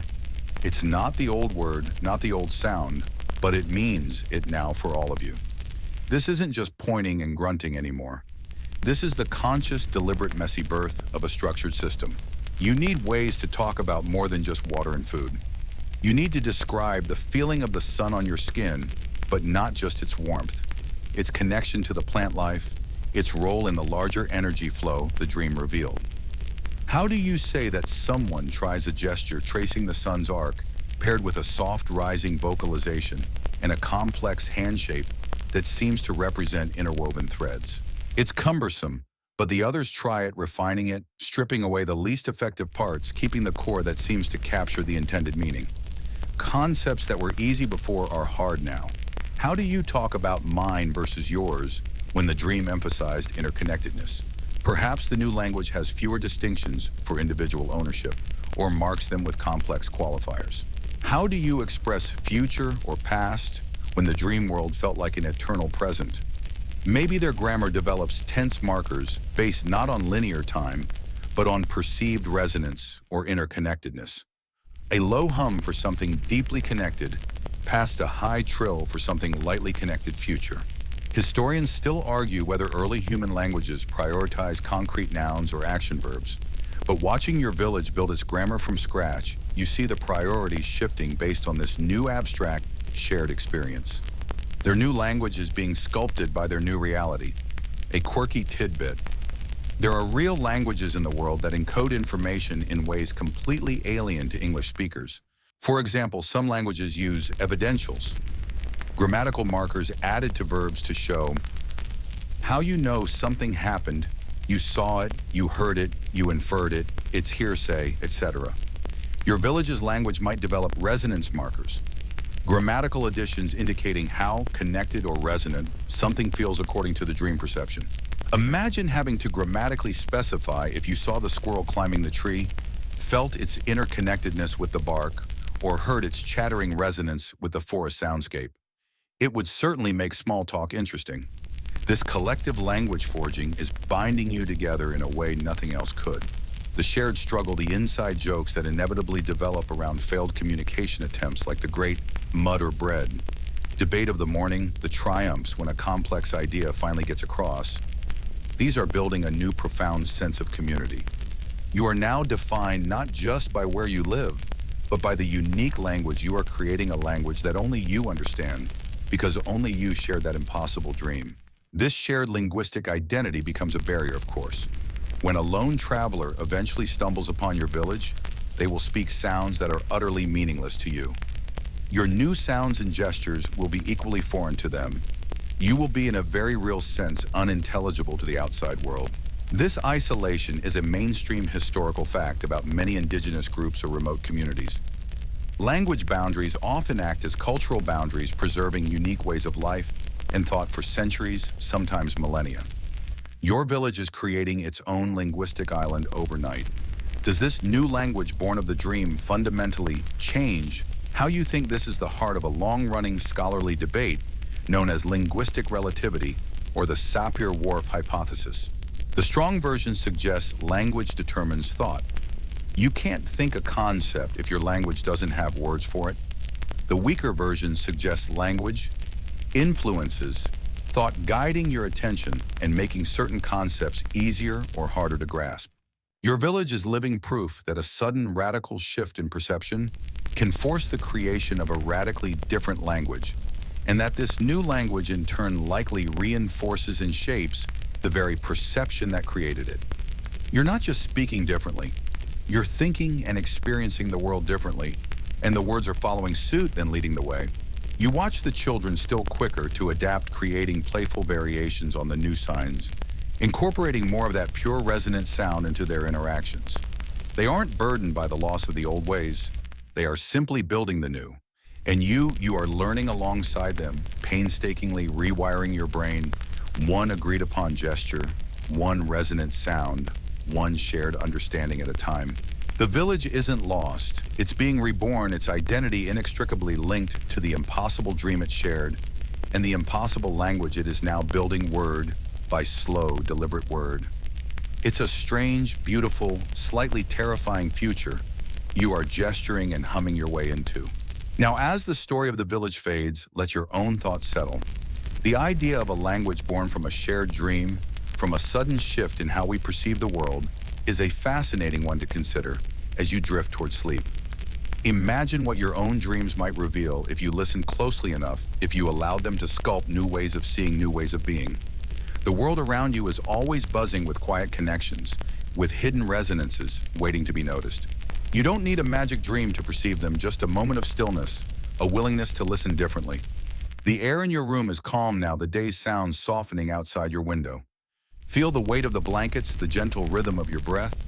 The village, its struggles, and its strange new language is a whisper on the edge of consciousness. Let the images dissolve, the sounds fade. There are no impossible dreams waiting for you tonight, just the natural, peaceful descent into rest. Everything is quiet, everything is safe. Just ease into the stillness, letting yourself sink deeper and deeper into the soft darkness. Sleep now.